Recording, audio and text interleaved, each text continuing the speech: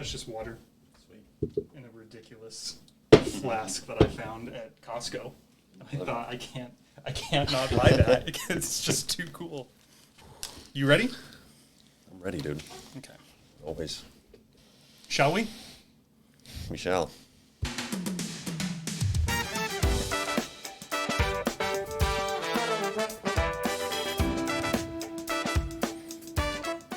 All right, everyone. Welcome to another episode of David's Saturday Night Sit Back. Tonight on the show, I got Dalton Daniel, who is the producer, host, everything behind the other podcast, Don't Think, Breathe. Dalton and I met in the sauna at a local health club. You were actually part of my Meet One Person a Day initiative. Really? Yeah. So at the time, I was brand new in Austin. I didn't know anybody. And my goal was at the gym, the dog park, anywhere, I got to meet one new person. I think. Do you recall if I started the conversation or you did? You did. All right. So you were my Hail Mary. My day's almost over. I'm 10 minutes from leaving the gym. I'm either going to meet someone new. All right, it's this guy. He's the last person I might interact with. So glad we did, because we struck up a conversation about how we're both brand new podcasters. Dalton's pod, as I mentioned, is called Don't Think, Breathe. And Dalton talks about anything from meditation, breathwork, self-love, thought structuring, fear, authenticity, and dancing. Most of his episodes are around 30 minutes if he's doing them solo, maybe a little over an hour if he has a guest on. But if you need something that's not 4 hours long, like my podcast, and need something that's a little quicker, a little bit more digestible, Dalton's your guy. One of the things I admire most about Dalton is that you are on a genuine journey to find what I think is the best version of yourself. So many of us, I believe, get caught in this downstream effort of waking up, getting ready for work. You go to work, you take your kids to practice, you go to the gym, and that's all good things. None of it's bad, but how often do we take 20 minutes to meditate, do some breath work, and really think about who's that person that I see in the mirror across from me, and do I like what I'm looking at right now? And you seem to be on a genuine effort to like the man that you see in the mirror, and I really appreciate that about you. For now, though, you are not on Don't Think, Breathe. You are on David's Saturday Night Sit Back. Welcome to your episode, my friend. Dude, thank you for having me. You're welcome. Thanks for being here. Yeah, I love how you do that. I think it's very daunting. Like, if I were to do that for my guests, I would have a very, very difficult time doing that. I think it takes a lot of skill. Why? So. I told you, all you got to do is spend 30 minutes on there. You Google them, you pull them up in LinkedIn, and you pull them up on any one social media platform that you can find them on. You put in 30 minutes of effort, and boom, you're done. You're right. And I think if I mapped it out and I had it laid out in front of me, I think that would help me a lot too. I'm just worried about doing it off the top and messing up. I get so anxious and stressed out about that. Like, oh my God, what if I stutter a lot? Or what if I lose my train of thought in the middle of the intro? I'm going to ruin it. So I don't like to do that. I like to just start the episode, start talking with them, and then I cut in my own intro beforehand. And I don't know, man, I think it's inspiring. Like, maybe I'll try that in the future, but I really am comfortable doing it the way that I've been doing it. And I don't know, I might take it into account, might try it. I think if you're comfortable doing it, keep it going. Mm-hmm. I tried doing my notes on paper once because I saw another podcaster doing it, and I have a calendar that I found for like $10 on Amazon, but it has a nice like leather binding, and so I wrote everything down, and I hated it. I couldn't tell you why. I think part of it is because, like, I'm not going to do this for you, but sometimes I have very specific pictures I want to show them from their social media, or we want to Google something in real time. So with this, it's all right here. And on his episode, there's like 3 or 4 times you reference something we could have Googled, and you can't touch this one because it's so sensitive. I don't want to fuck with the recording, and I don't know. So it's just write it down beforehand, and if you stutter, who cares? All it shows is that you're human. That's true. Yeah. Mm-hmm. And that's part of my journey, is trying to be more genuine and vulnerable. You are genuine and vulnerable. I love it. You. All right, we're going to play a game to kick things off. Have you played this one yet, or seen an episode where we have? I've seen an episode, but I haven't played it. All right, so I'm going to give you 7 cards. Very excited, dude. Been looking forward to this. I've been looking forward to this. 1, 2, 3. Working on? Yep. Okay. And so basically, you're going to choose one question that you want me to answer, and I'm going to choose one question that I want you to answer. And we can always do 2, The first one could be more if you see one that might be, you think is something easier. I have your second one. All right, so there's your first one. There's one for you. Okay. That's my second? Yes. All right, I'm going to hold on to yours. There's your second. Don't take a look at it yet. Okay. Do you want me to answer mine first, or do you want to answer yours first? I'll go first. Okay, go for it. Something I wish I had been told as a child. Oh, man.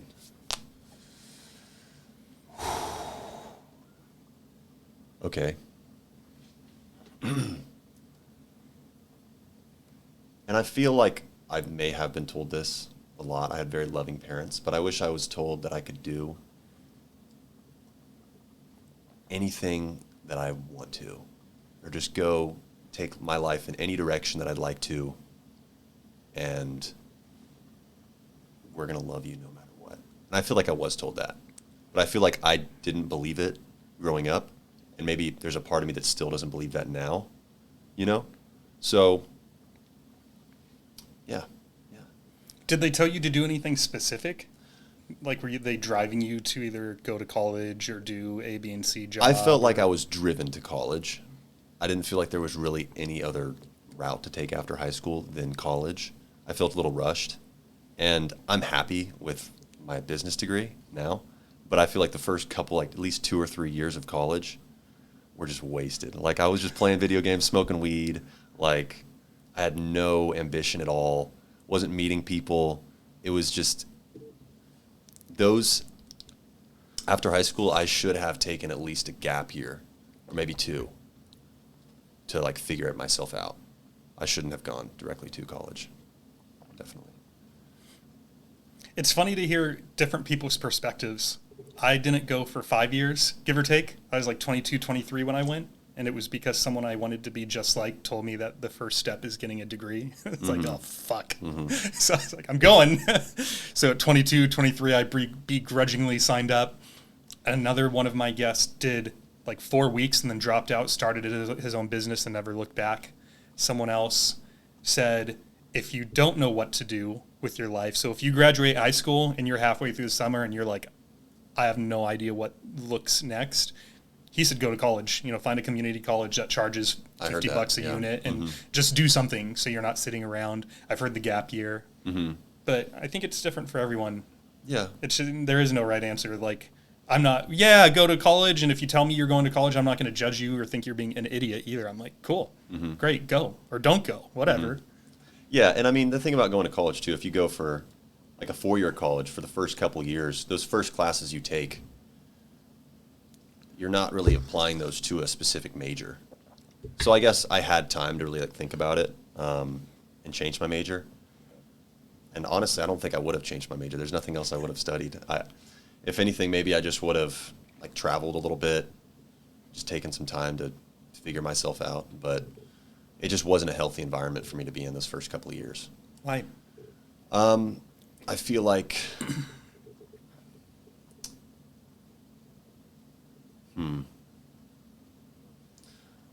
like I was around a lot of like the fraternity people. The bros. Yeah, the bros. The brothers. Just getting drunk and, smoking weed. And that's not who I am at all. And it wasn't who I was. And a lot of the people that I went to school with, that's a lot of like what they enjoy doing. And those are the people that I met initially. And it was not the environment for me. And going back now, I think I would have tried to reach out and meet different kinds of people, but I just didn't have like I just didn't have the insight to go and do that. Like I just didn't know who I was, where I was. And I think it's a lot of money wasted too. If you don't know what you want to do. It's just time and money wasted. I could have just lived with my parents for another year or gotten go worked as a waiter or a waitress. Yeah. Or a waiter and just saved money for a little while and figured myself out. But man, my 18-year-old self should not have been at college. I was just so irresponsible and just so, like I said, I lacked ambition. Yeah.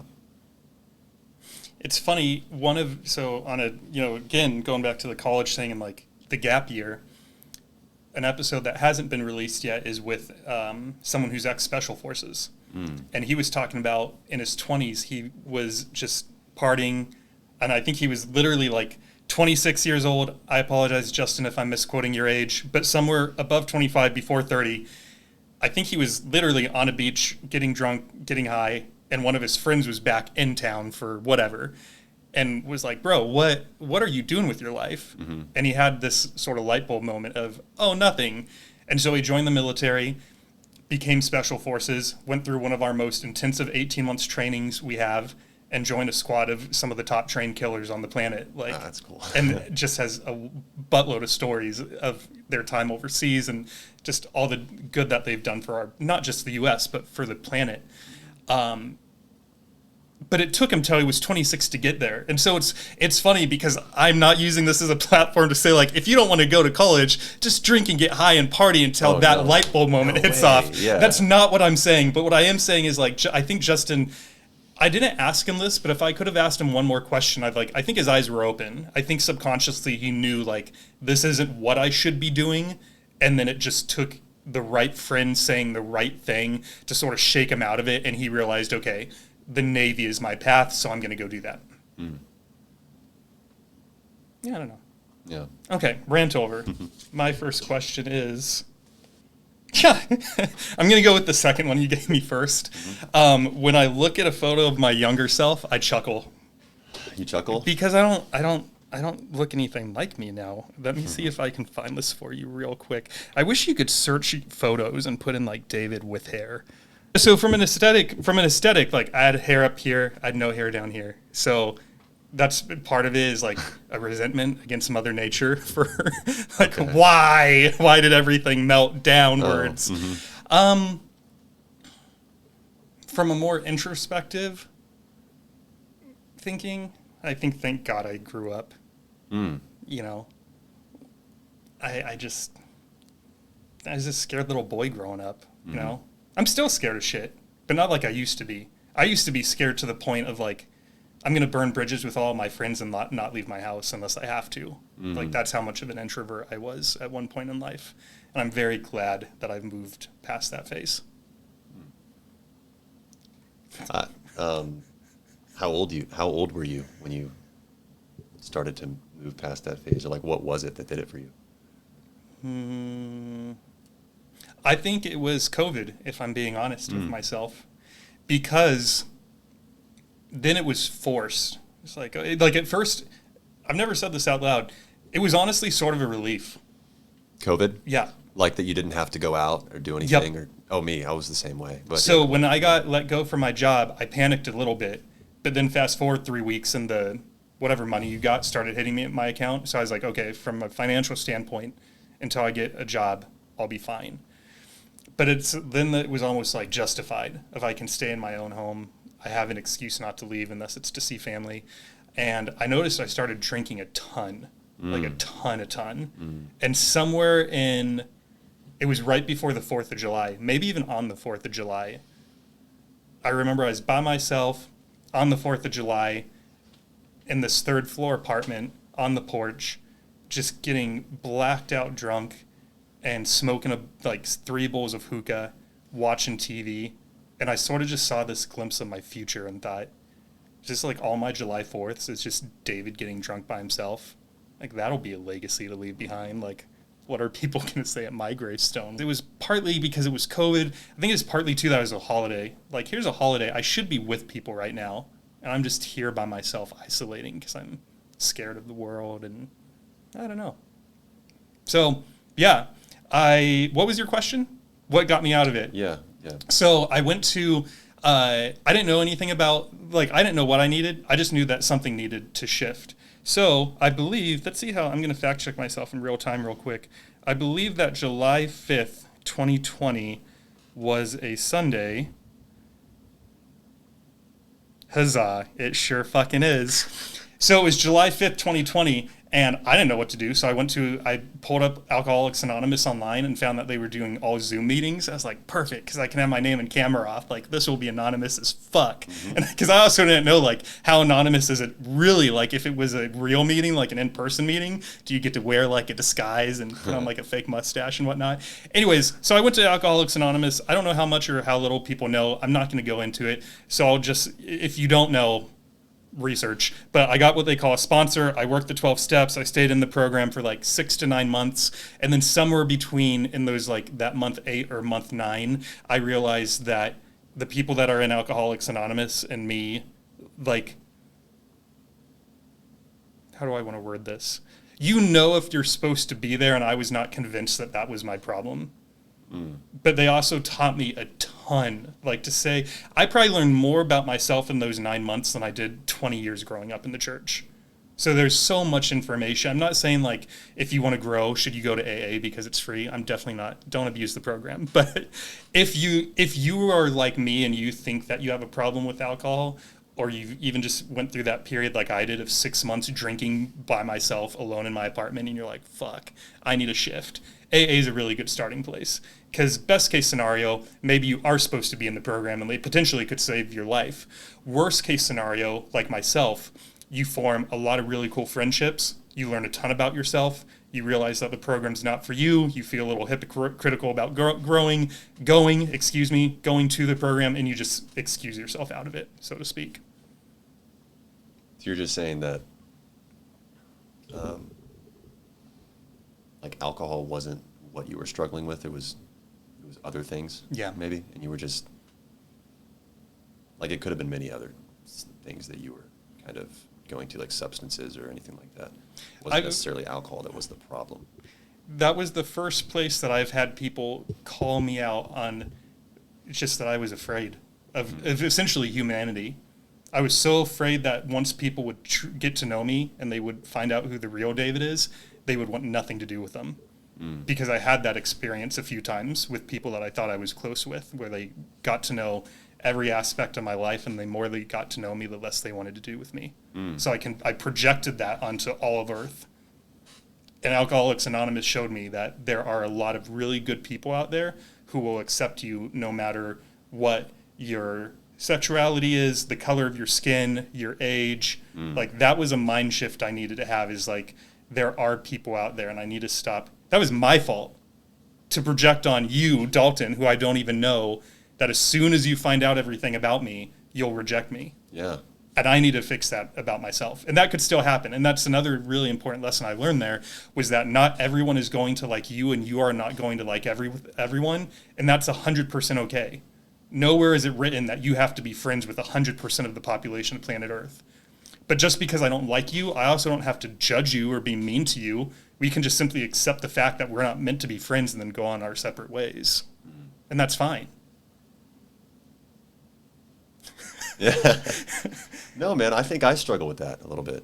Yeah. Like, just being really genuine and authentic. I do think that I'm fearful of people a lot of the time and their opinions.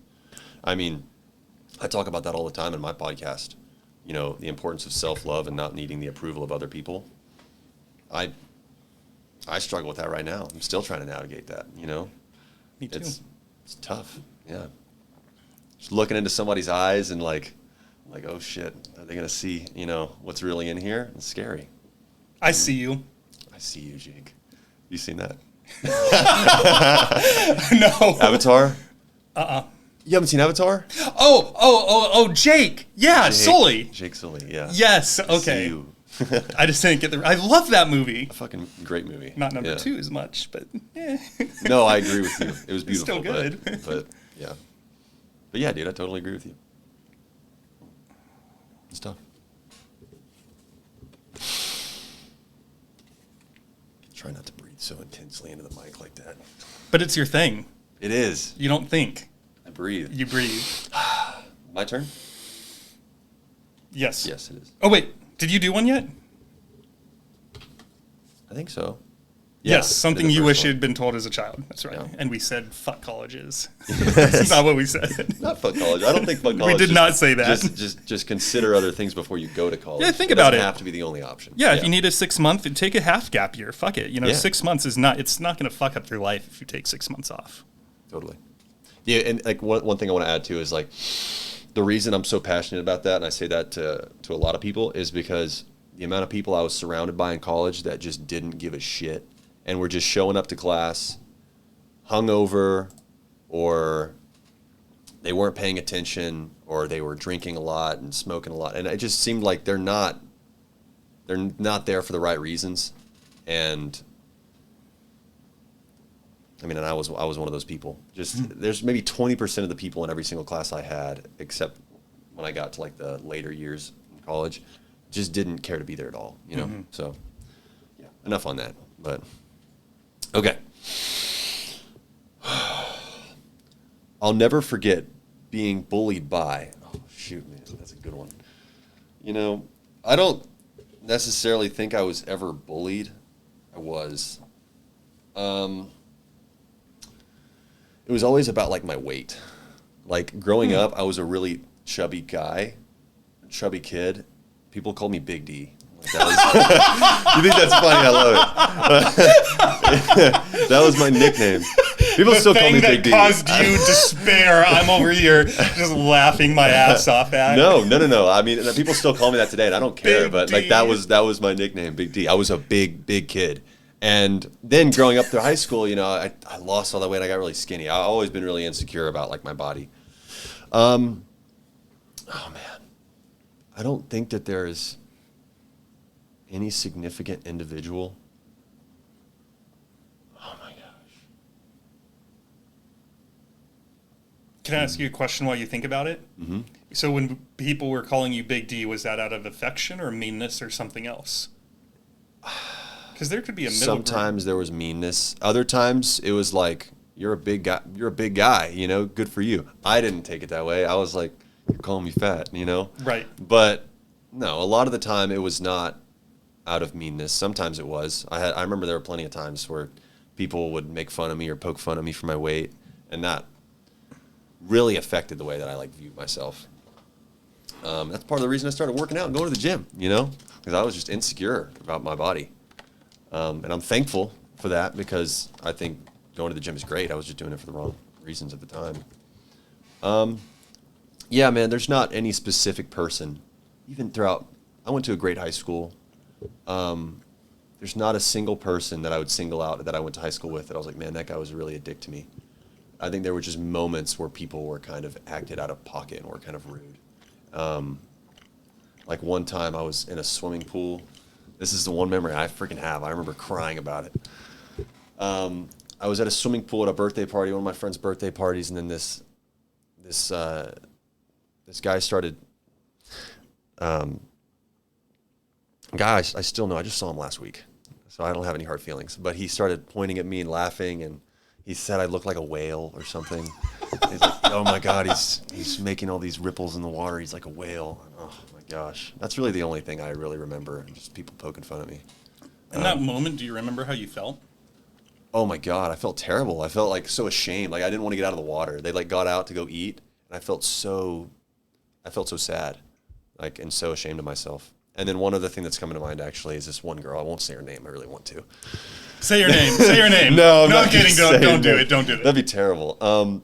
But yeah, I got to this class late, and I sat down at this table with one of my good friends. There were like 5 or 6 people at the table, and she was at the end. She's like, "Oh, Dalton Daniel, man. The only thing I know about Dalton Daniel is that 1, his sister is Katie Daniel, and 2, he's fat." And I was like, "What the fuck?" And no one said anything. I was like, "That's terrible." Like, so mean. Yeah, that's really it. So maybe her. But yeah. What'd you do? Do you remember? Nothing. I didn't do anything. I just Did you sat say there. anything? No. You make eye contact with her? I don't know. I can't remember. But I was just like, that's mean. So how old were you when this Internalized happened? it. I was probably like 15. This was in high school? Yeah, I was in high school. let's say you could go back to that moment right now and relive it. Would you have done anything differently? And if so, yes. Or what? Called her a fat bitch. Like, fuck you, bitch. What if it was a guy? Oh man. What if Bully David had said, there's Dalton Daniel. The two things I know about Dalton is that his sister's Katie, and he's a fat motherfucker. I think I would have just kind of laughed, but then also just been like, man, you're a fucking dick. But I think I would have, yeah, maybe that's a little hateful, but I would have just laughed at you for being a dick to me. You like that? You know what I mean? Mm-hmm. Just like, yeah. It's hard to say because I'm 35. I still don't know the answer to that question. Like, because I was made fun of too, not by necessarily. Well, I think everyone was. Yeah, bro. At least one time, every kid had something fun that was over the line. It was because I tease my friends all the time, but it's out of love. It's not out of, like, I'm going to call you Big D every time I see you now. It's because I love you, not because I think you're fat, and you're just objectively not fat. So there's the evidence is gone. But even now at 35, there's a part of me that wish I had at minimum stood up for myself. Because I used to think I should have thrown the first punch. I don't think that anymore. I don't think I should have instigated a fight. But if someone had said, like, oh, there's David the faggot, I wish I would have been like, said something. Because I always just like lowered my head and then went home and cried about it. That's what I did. Yeah. That's exactly what I did. You know? Just internalized it.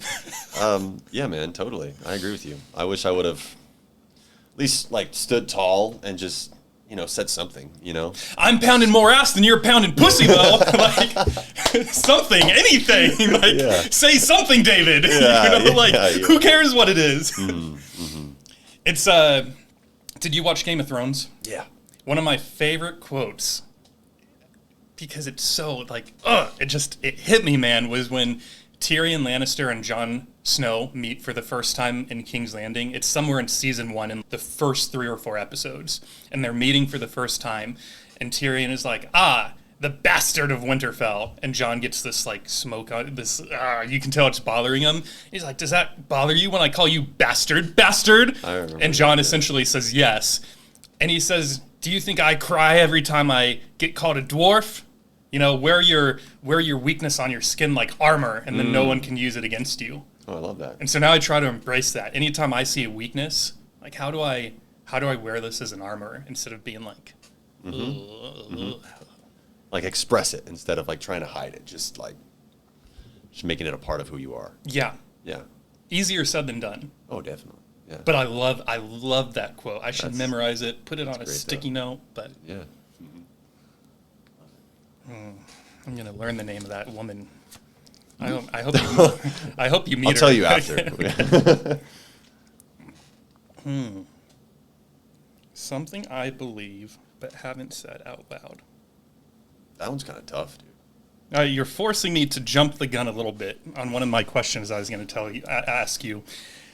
So a question I was going to ask you was, is there a completely irrational belief that you hold on to? Like, it could be anything. And it was going to be more near the end of the podcast. I'll re-ask it when we get there. And I was hoping the conversation might go into, like, ghosts, aliens, demons, and angels, like any just, you know, something where you had some experience and you're like, I know it's not pop, you know, and so we'll circle back to it. But one, on the more serious note that I wrote down, was a quote from the third Matrix. Did you see it? No. Or maybe the second Matrix? When did this come out? Like recently? No, like 2000. Okay, no, I haven't seen it. There's a scene with Morpheus and a few other people, and he goes into this little speech that goes like this. Tonight is not an accident. There are no accidents. We did not come here by chance. I do not believe in chance.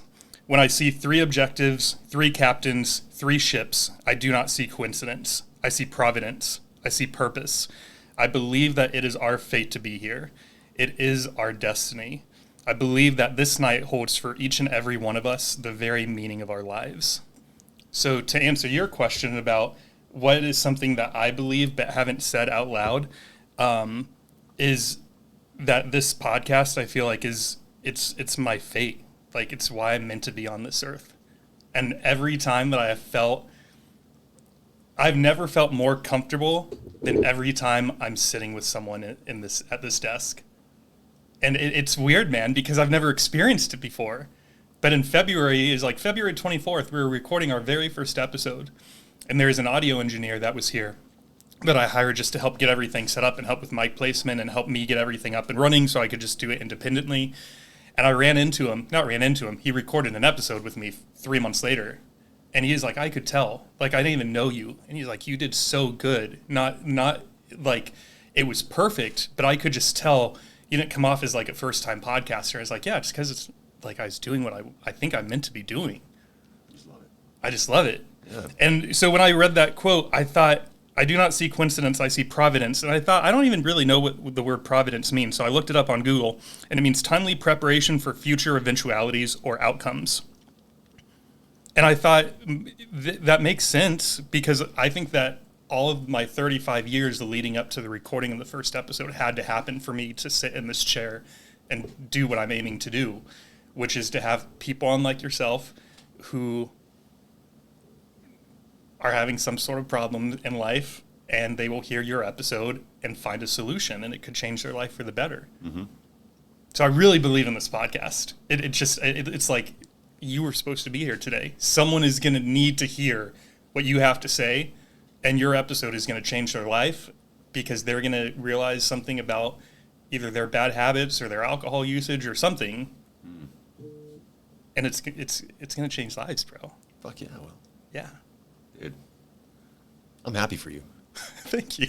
I feel like a lot of people aren't ever even aware that there's something like that out there for them, you know, that they're going to be really, really good at, that's going to fit them really, really well. I'm a big believer in that. I'm a big believer that everybody is probably really good at something, you know, really, really good at something, just depending on how their brain works. I don't really believe in, what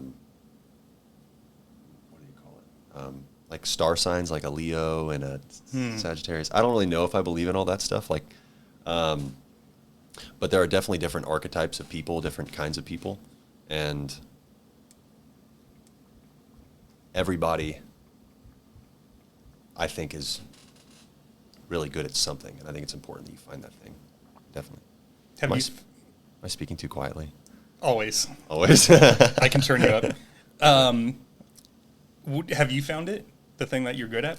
I think I've been thinking it's podcasting. Yeah? And it's up in the air for me, you know? Like, I'm confused about it because I don't always feel that way. And I think that podcasting, in a way, is like some aspect of it. Like, I spend way too much time lately, like, making Instagram reels and, like, paying attention to that part of it. And I haven't been putting it enough into making the episodes. So, like, a lot goes into podcasting. I can't decide what really fires me up the most about doing it. So maybe it's my thing. I'm going to continue doing it for a long time. I really love it. But yeah, I've always thought that communicating with people and speaking to people was something that I really loved to do. So yeah, maybe in a way, maybe it's podcasting. We'll see. In one of your last 2 episodes, didn't you talk about your guest about a potential profession you're considering down the road? Oh, coaching? Yeah. Yeah. Yeah, I thought maybe that too. Maybe just sitting down with somebody and helping them navigate their problems, or helping them, like, just motivate them to be better. I thought that would be really, really cool. It's like an idea I barely even played around with. But yeah, seeing, like, the life coach that I have, he's 22, and he's really brilliant. Like, he really is. Your life coach is younger than you? He's younger than me, right? I mean, geez. I remember when I first met him, he told me he was younger than me. I was like, oh, God, here we go. But no, he's great. And just seeing how he's done that, and he's doing well for himself financially, and he spends all day just sitting down with people and talking to them and helping them better themselves, and he's really good at it. I'm like, oh, my gosh, why am I doing something like that? But I don't know yet. I still got to explore a little bit more. We'll see if I do that. I think if I do that, it'll be maybe like I offer a free session, just like, hey, does anybody just want to sit with me in a Zoom call? See if I can help you figure out some shit. And if so, maybe I'll get into it, but Why don't you do it in person? I could definitely do it in person. I don't know. He does it in Zoom. He lives in Germany. So that's the only reason I kind of thought I would do it over Zoom. But you're right. I think being in person would be better. There's just something that happens when you're in the room with someone that I feel like it's so hard to get over a Zoom call, especially for that. For life coaching, or if you were trying to be a counselor or a psychologist. Oh, yeah. You know, I know like during COVID, I'm pretty sure BetterHelp Online blew up because you hear them on all the major podcasts on Joe Rogan and like all the big ones, they're doing those ads. So I'm assuming that it's because it's working. But like, there's just some, like we connect when we're here 3 feet apart from each other. Yeah. It's so, I can't do that over a screen. Maybe it's me. Maybe I can't connect with people over a screen. And I'm, again, projecting that onto all of Earth. Mm-hmm. It would be much better if I could do it in person. Definitely. There's a million people here in Austin. I bet a lot of them are really fucked up. I've met them. I know they are. No. I'm kidding. Yeah, you're right. Why did you start your podcast? Don't Think, Breathe. Oh man, I started it. I mean, when I talked to you initially, it was a solo podcast. You know, I think I maybe had one guest on, and I wasn't even considering putting having a lot of people on in the future. I'm sure I considered it, but that wasn't really the goal. I was just going to make solo episodes. And you asked why I started it. Mm-hmm. I think a lot of it was therapeutic for me, and I felt like people would relate to it and some people would learn something and gain from listening to it. But I love talking to myself. Like, and I'm serious. It's like a therapeutic thing for me. Like I will put on a recording. I'll just record myself. I'll talk myself through problems. Like yesterday I was feeling really stressed out, just extremely stressed out. And I was trying to take a nap and I couldn't go to bed for some reason. Like I just had so much going on in my brain. So I sat down and I recorded myself and I just talked myself through it, and I was able to like navigate it and cry about it and sort of work through it, you know? And that was so great. I've been doing that for years, just talking to myself. And so that's why it started out as just like a solo podcast. I figured I'd talk about my problems and other people could navigate through them. And it brought me, like, especially my first couple of episodes. I've really enjoyed making episodes with people, but my first couple of episodes, just sitting down, writing things in my journal that really like just inspired me and like just filled me with love, and then talking about it just brought me a lot of, just made me feel great. I love doing it. Yeah. So it's therapy for me. That's why I do it. Yeah, dude, I love that. Mm-hmm. And it's so relatable. Like I listened to your alcohol one, and you brought me back to 2020. And there's one part too where in the episode you it's not a gasp for air, but you can tell you're trying to hold back tears. You got me. I went from making a protein smoothie right behind me in the kitchen, and I stopped what I was doing and I walked over underneath the thing over here, and I just stared at the wall and listened to the second half because I was just like, oh my God. Thanks, dude. Like, this is me. Like, we are the same brain for this episode. And I told you that in the sauna. When you told me you were really stressing out about the work situation, I know for a fact there are thousands of people just in my industry. Like, one of our competitors 3 weeks ago, laid off 3,000 people. And I think I had heard that news. My timing is way off here because that's not lining up. But I had heard in the news that something had happened from our competitors, ran into you in the sauna, and that was the day I was like, oh, you seem like you were taking this whole no job thing in stride. And you were like, nope, I'm fucking not. And I told you should just like do this every day, because I could have seen your episodes potentially like taking off if because unemployment is, I don't know this for sure. You can all fact check me. I'm probably wrong. I feel like it's definitely higher right now than it was 6 to 12 months ago. Mm. Yeah, and what you said about like me I should record like daily, just like what I'm going through. I feel like I should make more like solo episodes like that. There's so many things that go on in my life that I'm like stressing out about, and I feel like other people won't value it if they were to listen to it, or I'm afraid to talk about it on a mic and then publish it. when a lot of it seems really silly or just doesn't seem like applicable to other people. But I'm sure it would be. I just have to be a little more vulnerable. What's one of the things that you have been stressed out about in the last month or less that you think is silly? Oh, man. This podcast. It's not silly. I'm actually just literally coming on here, made me very stressed out. I was it because you knew I was going to ask you questions like that? No. It's going to fucking dissect my soul. No, I'm not ready to have my soul dissected. No, yeah, I was definitely nervous. Well, did it cause you bad nervousness, though? Because I think that's just good nerves. You're right. There's never been anything great or awesome that I was going to do in my life that I wasn't nervous about. The greatest things I've ever done in my life, I was really, really nervous and anxious beforehand. I've heard anxiety and excitement go hand in hand, they're the same thing. I think that's totally true. I think the first time I've done anything that really mattered to me, I was really nervous and anxious about it. So no, it's not a bad thing. There's a psychologist. There's a woman on Earth named Tracy Dennis, and she gave a really beautiful presentation about how anxiety is one of the most unique emotions we experience, because anxiety means that you either have hope that you could win or fear that you could lose. And her most down-to-earth example is a job interview. You're either going to go to that interview and crush it and walk out with a job and a company you really wanted to work for and maybe a really great paycheck, or you have the fear that you're going to bomb the interview and not get the job. And so when you think about things that you get anxious about, a lot of them can go through that filter. I'm either about to win really big when I ask my significant other to marry me when I buy this house, or I'm going to lose really big and my significant other is going to say no, or 6 months after I buy this house, the market's going to crash and I'm going to lose out on a bunch of money. And so she presented the theory that anxiety is the one emotion where your dreams and your fears all live in the same playing field at the same time. And I'm like, oh, fuck. Beautiful. Yeah. That's really eloquently said, and also like... Ugh. So yeah, but I love that she said it, because I have a completely new shift on perception of anxiety. And she said that anxiety, and I'll stop talking about Tracy because this is not her episode and I'm not getting royalties for this. But she said that you can do one of two things with anxiety. It's always a wave, and you can either stand there and let the wave drown you, or you can pick up the surfboard and ride it. Ooh.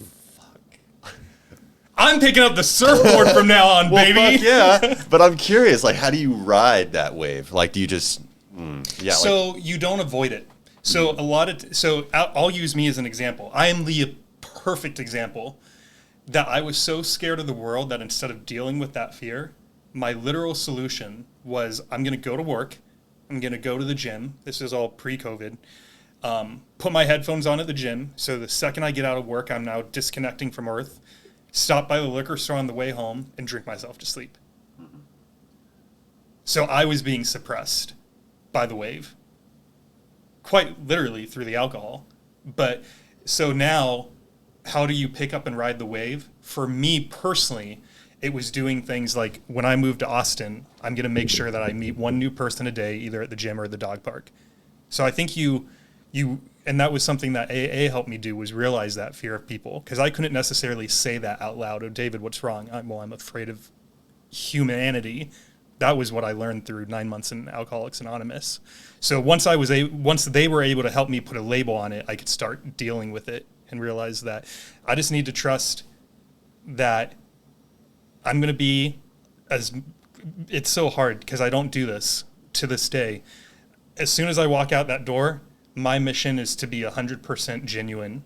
And as long as I'm doing that, whether someone says they hate me or they love me, I did what I could control. And now if someone doesn't like me, I don't feel the need to go home and drink, because I've accepted the fact that people out there will not like me. And if someone does love me, I don't feel a need to go home and drink out of celebration. So it was like before COVID and my time in AA, it was like everything was an excuse to drink. Oh, something bad happened, let's go drink.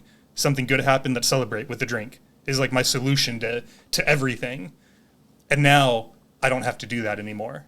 And it came from a global pandemic, 9 months in Alcoholics Anonymous, moving to a new city, starting a podcast. So it wasn't an overnight process. It was years of isolating and then years of trying to figure out why. So it's such a hard answer to say, how do you ride the wave? Like, it's a beautiful quote, but I feel like everyone, you have to make a genuine effort. That's why I'm so proud of you for your podcast, is because the podcast may not last forever. Like, maybe it does. Maybe you'll be the next Joe Rogan of Austin and he'll die and you'll be the #1 podcast. Like, huzzah, that'd be great. But also, I feel like in a worst case scenario, you're going to find out so much about yourself as you go through this journey. You are riding the wave. Dalton is doing it as we speak. And so I'm very proud and excited and happy for you, because you're not letting the wave suppress you. You've picked up the surfboard. And you'll change direction and you'll course correct and you'll bump into a shark or two. But the fact is you're trying, and that's what matters. Like leaning into that fear.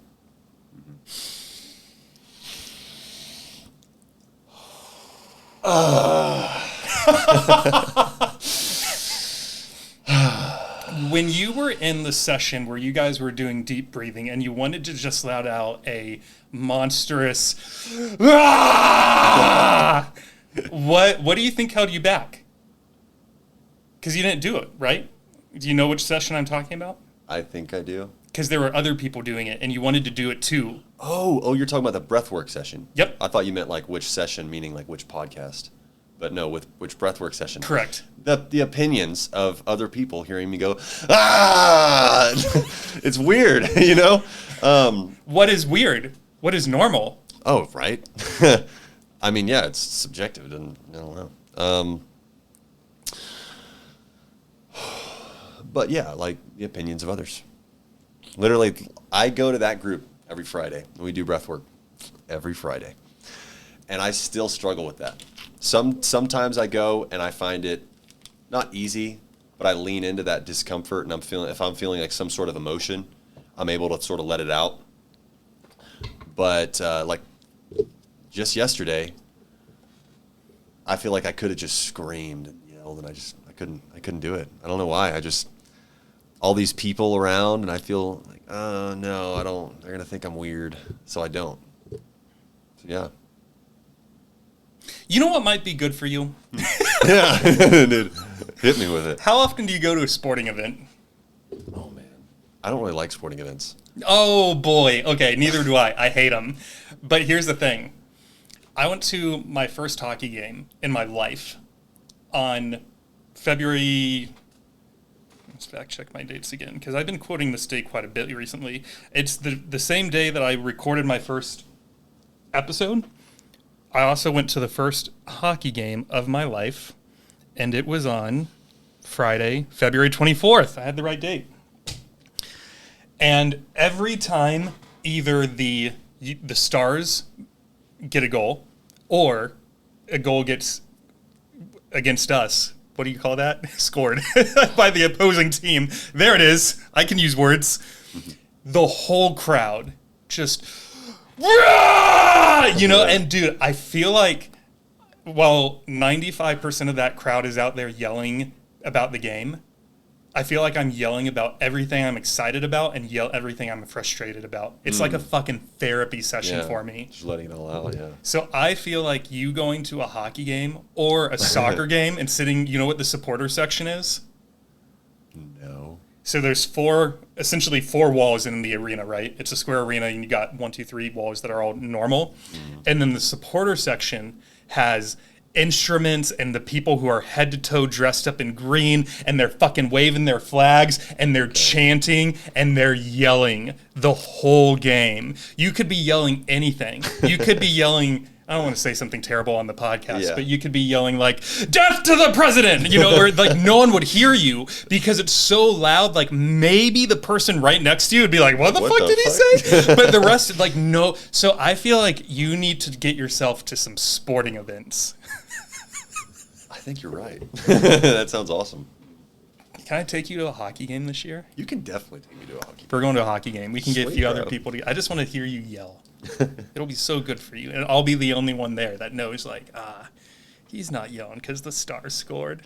He doesn't give a fuck about the Stars. He's yelling because he's stressed. This is an outlet. Yeah, man. That sounds awesome. Yeah. I have 7 questions I wanted to ask you. Sweet. Are you ready? I think. Don't be cheating. Okay. What are you happy about in your life right now? I'm happy. There's multiple things. I think first, I've been working with that life coach for a while now. Can I shout him out? Please do. His name is Nick Stoopful. Nick Stoopful. Yeah. How much do we want to shout him out? Meaning, do you want to tell people how to find him, or do you not love him that much? How do you find Nick? His Instagram is at NICK_STUPFEL. That's his personal account. And then he has a link to his business account in his Instagram. But I've been working with him a lot, and he has helped me overcome a lot of like fear. Like one of the things he had me go do was just dance in public. It's so silly. Like I would just go to Barton Springs and just dance in the middle of the freaking park, and just approaching more girls. That's one thing he has me doing too. Just wherever I am, if there's an attractive girl, just go talk to her. Like that's just for the sake of getting over the fear of doing it. And just being more present. Like that's something he's been helping me with a lot. And I feel like I've been doing a good job of it. I'd say like 70, 80% of the time when I'm like having times in my life when I'm afraid and I don't want to express myself in some way, I find the courage to be genuine. And then there's like 20 to 30% of the time where I'm like, I just can't. I'm too afraid. But I'm getting better at it. So that's one thing I'm really happy about. And then I'm also happy about my job. Like, I don't love it. It's not what I want to do for a really long time. But man, it gives me so much time. Like the structure of it is I travel for 3 or 4 days out of the week. And then I come home for another 3 or 4 days, just depends on the week. And I have that time to myself. And in those days, it's kind of disorienting traveling so much. Mm-hmm. So I can't really decide if I really love it yet, but I really love the people I work with. I enjoy what I do, and I have a lot of free time to podcast, to go out in Austin, meet people, go swimming at Barton Springs. So I'm happy about my job. Yeah, I'm just like, I'm not the happiest I've been in my life, but I do feel like, life is like ups and downs, mm-hmm. and like I'm sort of coming out of like a low point and I'm climbing, I'm learning things about myself. I'm overcoming things. I'm getting better at certain things. So I'm happy with myself. Like I think I'm making a good effort. Did you go to wherever Barton Springs and dance? I did. What'd you dance to? There was these people playing drums down there. Do you know where Barton Springs is, the pool? Yep. And then you go down where the free area where you don't have to pay to get in? I don't think I've been there yet. Yeah. But I've been close because I've been to the paid section. Mm-hmm. There's tons of people down there like playing drums and playing guitars and just smoking weed. I'm not trying to be rude, but they're pretty much hippies. Like they're down there being hippies. Like they're chilling. Yeah, they're chilling. Why don't we just call them people that chill? You're right. There's people that chill down there. People that chill down there. We can call them hippies. Yeah. And I just went down there and just danced to some of their music. How did it make you feel? Very uncomfortable. That's the point. That was the point of it. Do you regret doing it? Oh, heck no. No. Have you done it again since? No. Maybe I should. Why is the dancing thing so important to you? I think I don't want to be a dancer. Like I don't really care to dance that much.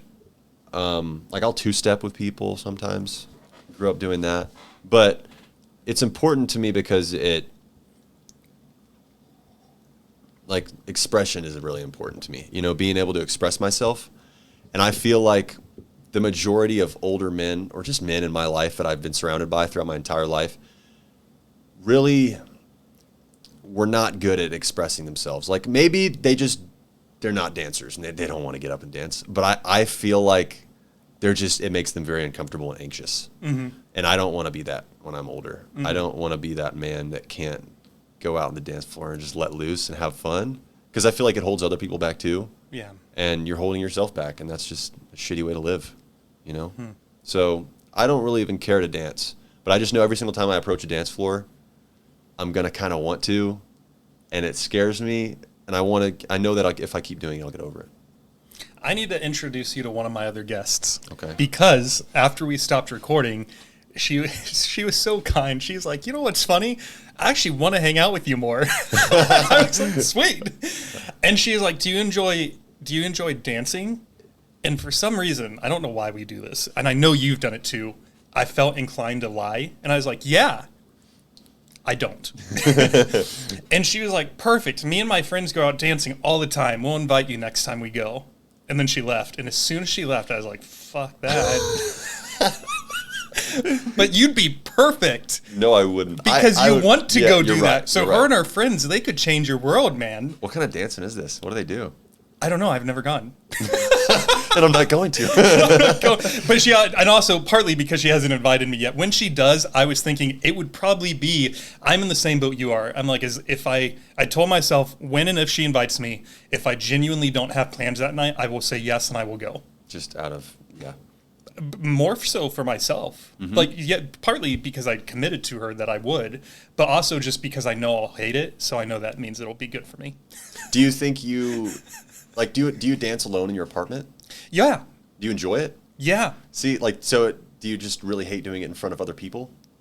It's such a weird thing, man, because even driving here, when I left the gym, I have like a couple of like pre-recording songs I like to dance to, and I turn one of them in, and like even the person next to me, I don't care if they saw me, so on my way here, I was at a fucking stoplight, I was just like fucking rocking out to, and I was shaking my whole body, and like I'm sure the person behind me saw me, person on my right, and I guess it goes again to the reason of why you're, like for me, I was trying to get myself ready for this thing that is very, very important to me. So maybe it's because the stakes are way up here that I'm like, I don't care who the fuck is next to me.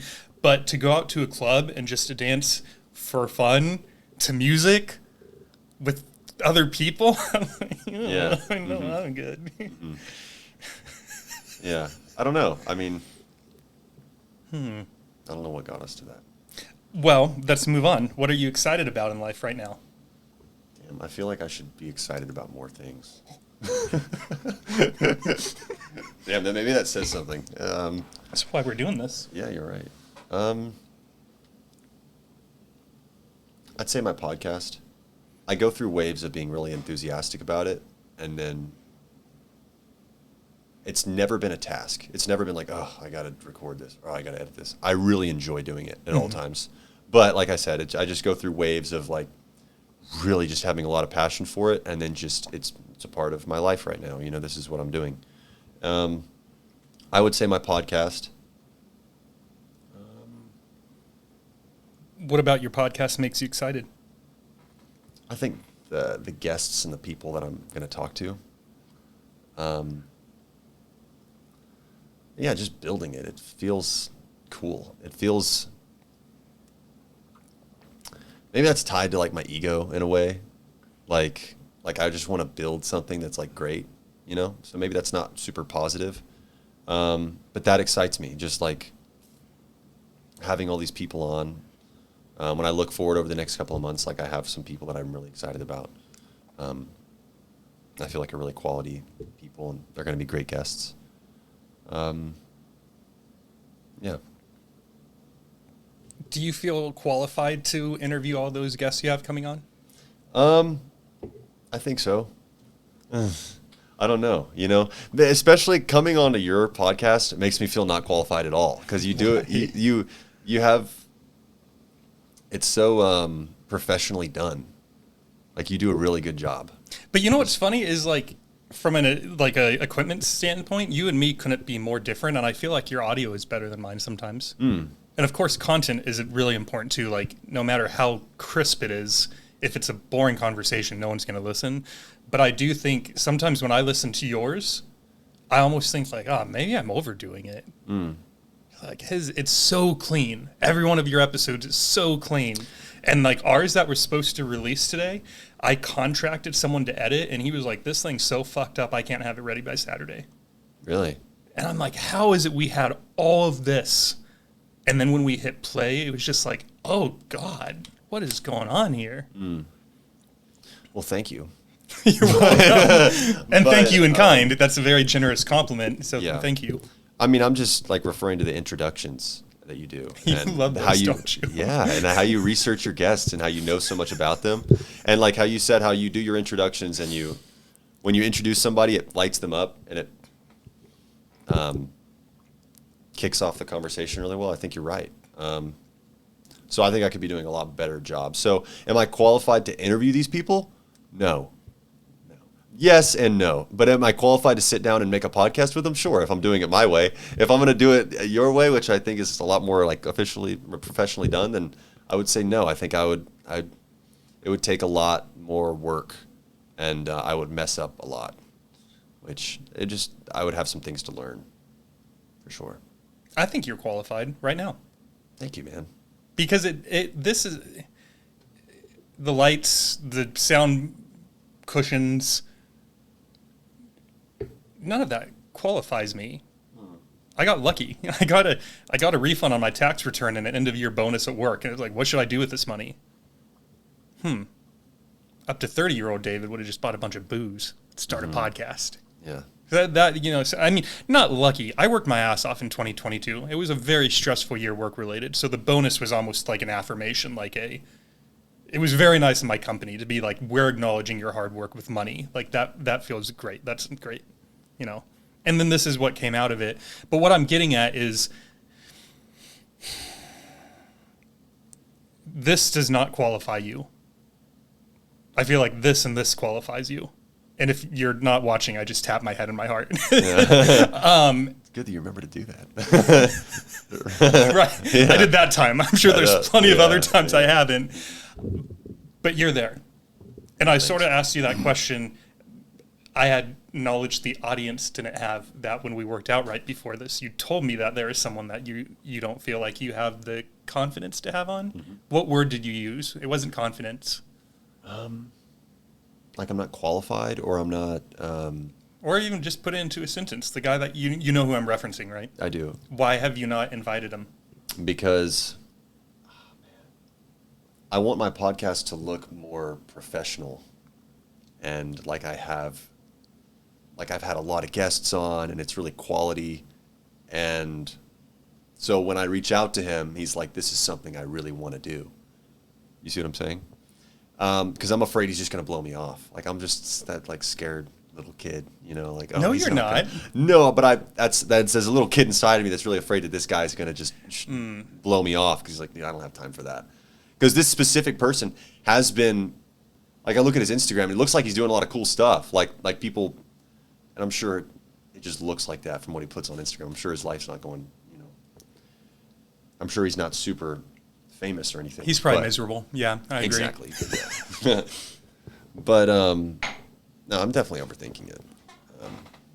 But my thought process, and I could reach out to him right now, I should, but my thought process, well, I'll wait a couple weeks, I'll wait a couple months, I'll get a couple more podcasts under my belt, I'll feel more qualified, and then I'll ask this guy to come on. I think I'm definitely, I'm not believing in myself enough, most certainly, but there is sort of a line, like there's specific people out there that I wouldn't really reach out to ask them. I feel like it would be wasting my time. Why? Because they wouldn't even respond to me. I think, who? Like one guy, oh my gosh, one guy that Say I love, his name. Aubrey Marcus. Okay. He's probably one of the reasons that I started recording podcasts. He has his own podcast here in Austin. He owns a gym. He owns Black Swan Yoga, if you've ever heard of that. Only on your podcast, and I was curious what it was, because I'd never heard the reference before. Or On It Gym. Oh, okay. This guy's really cool. He, so yeah, like I have a OneNote that I use for every single guest, right? That I write notes about, or kind of like a few little talking points that I'll put up on a monitor whenever we start the podcast. And I have a OneNote page for every single guest that I've had, and Aubrey Marcus is up there. It's just like, because I'm like, one day, But right now, I don't think he's very famous. Like, he has like millions of Instagram followers. I don't think he would ever notice that. But I reached out to him, and yeah, I don't think he would respond. I don't know. Maybe that's a self-limiting belief, but I feel like I would need to grow more in order to be able to reach out to him and have him on my podcast. Have you ever been in the gym or driving to work or just doing something somewhat mindless, and you've had a mental image of you and him sitting across whatever table you're recording at now having a conversation? Have I ever had Have you ever imagined it? Of having a conversation with him? Yeah. No, I don't think I have. You don't? I don't think so. You should. You're right. It's where it starts. I really believe that. Almost every workout that I do alone, I think about me and Peter Dinklage having a conversation being opened by a live band in a stadium full of people. Really? I probably think about it easily 3 times a week. That's awesome. And I think the more it's up here, the more it can get out here. I'm trying to think, what do people call that? Like almost Like manifesting. yes, manifestation. I'll say it. Kelly Riley, you're going to be on the podcast. Peter Dinklage, welcome to David Saturday Night Sit Back. Jefferson White, you'll be sitting right there. Oh, fuck. Dan Heath. I almost forgot his name for a second. I'm sorry. Dan Heath, welcome to the podcast. Monica Padman, welcome to your episode of David Saturday Night Sit Back. I love that, dude. They'll be here. I love that. Michael Boyle, you motherfucker. Doyle, with the D. That's that one. Hockey player. Oh, there's 2 hockey players up here. Whoops. I like hockey. You're right, man. You're right. It's a self-limiting belief that I have. Imagine it. Start there, because that's easy. That's not going to take your time, your money. On Monday when you're driving to wherever you're traveling for work or the next time you work out, think about it. Think about what you guys would talk about, what questions you'd ask them, and imagine there in your family room, your kitchen, wherever you're currently recording, and just like start to, make it real. Yeah, man. What are you proud of in life right now? I feel like I should be able to respond quicker to these questions. What are you excited about? Oh shit, here we go. I don't know. What am I proud of? I'm proud of my health. I feel like I could be taking better care of my body, but I've been running a lot, doing a lot of yoga, taking lots of ice baths. Just like I told you, I haven't been to the gym much, but man, like I'm pretty active, so I'm happy about that. I'm very proud of myself for that. I was gonna say my diet. My diet's been lacking. Like last night, I went and saw a movie, and I ate so much popcorn and a pizza, and like, oh my god! Lately, I love ice cream. So my diet is. I treat myself a lot lately, but other than that, I eat pretty damn well. Like when I cook good meals. I'm proud of that.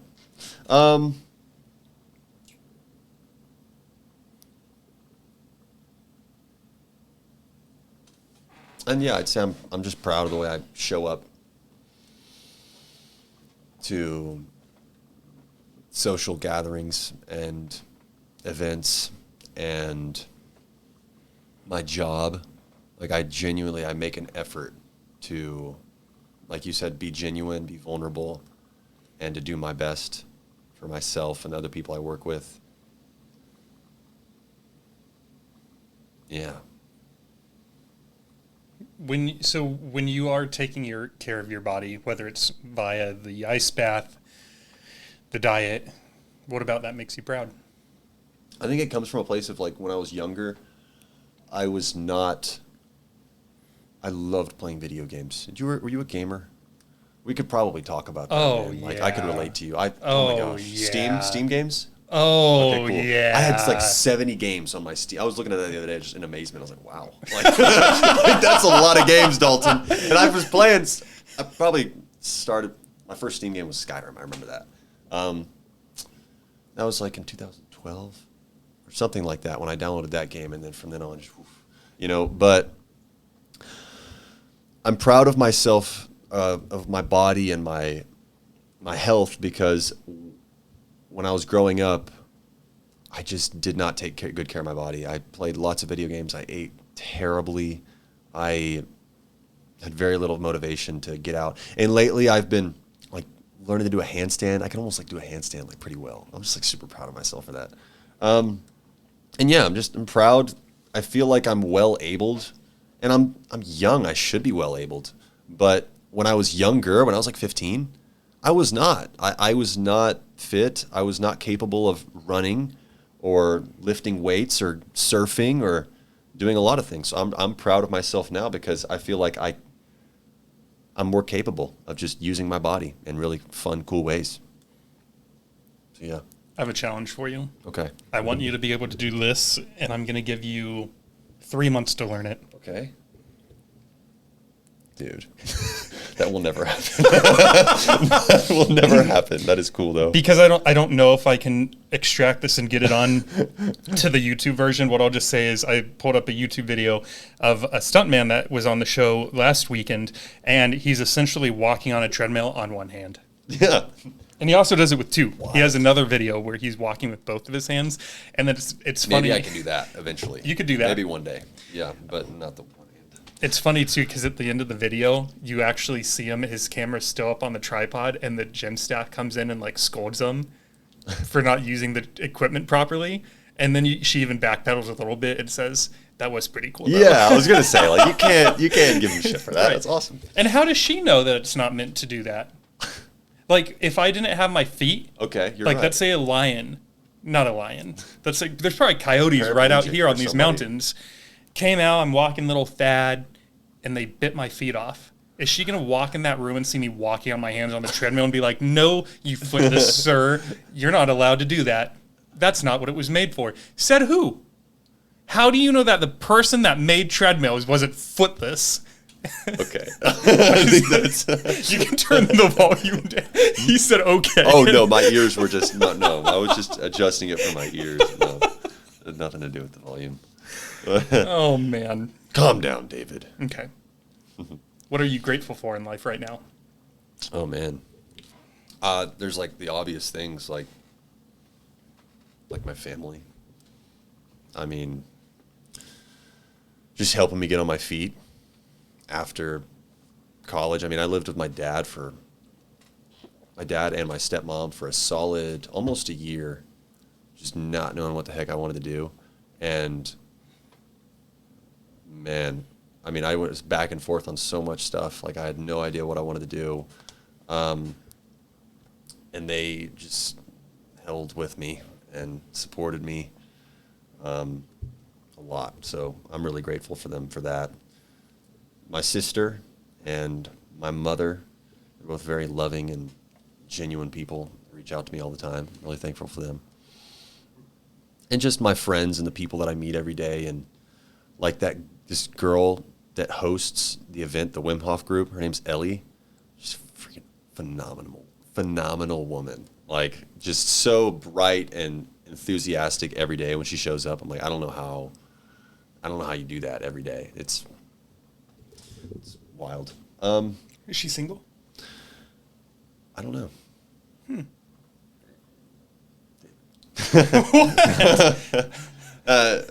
No, she's a little bit older than me. That's okay. Is this making you nervous? Maybe, yeah, a little bit. Do you think she's pretty? Sure. Maybe you should ask her out. Something to think about. There's something to think about. Yeah.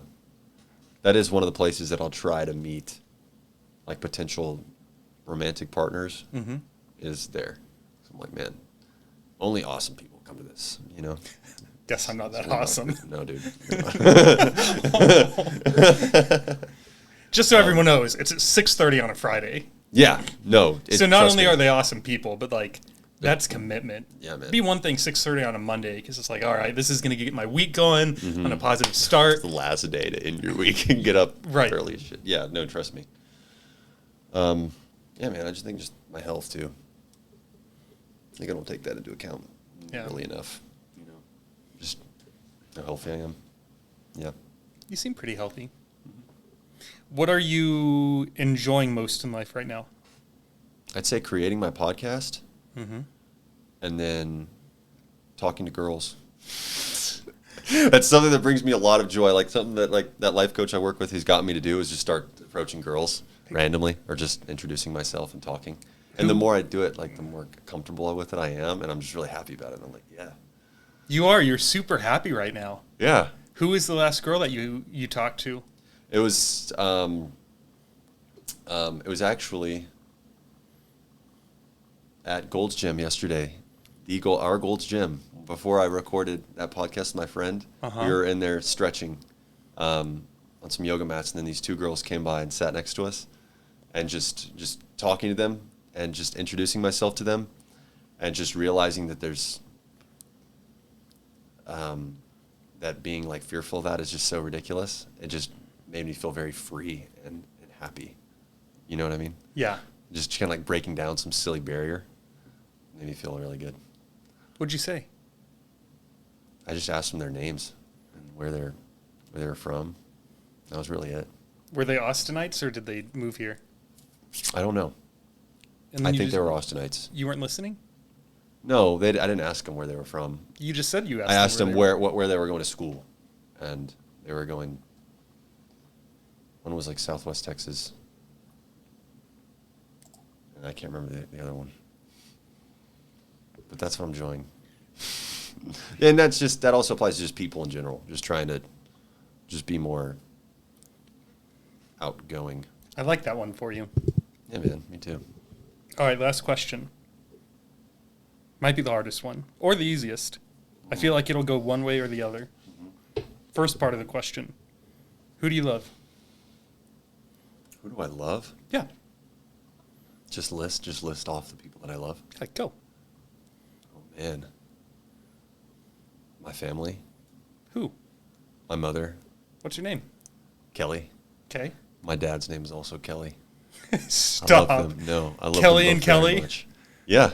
They should have said no as soon as they exchanged names. Yeah.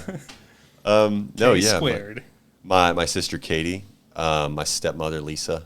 So Kelly, Katie, Dalton? Yes. Not like Kelly, Katie, Kevin? Yeah, no, right? They fucked me.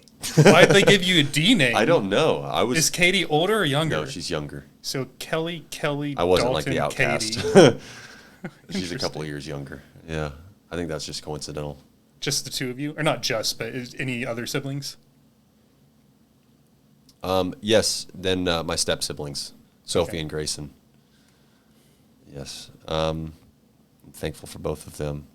And then just all of my friends.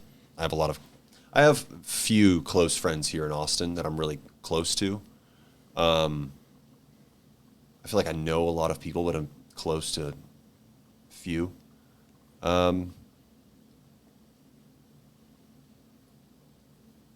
Yeah, and then I love myself. Hmm. Yeah, man. Why do you love yourself? Damn, David. It's a tough question. You said Well, it's it. not tough. It's just because life is not easy, and I love myself for giving it my all every day, showing up, and always doing my best to be genuine and vulnerable. I think it's tough. Yeah, I think life can be hard. It can also be really great, and just love myself for showing up to all of it, being there for myself. Who loves you? My family and my friends.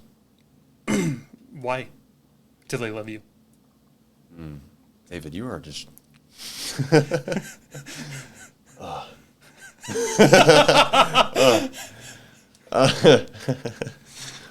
Why do they love me? I think I'm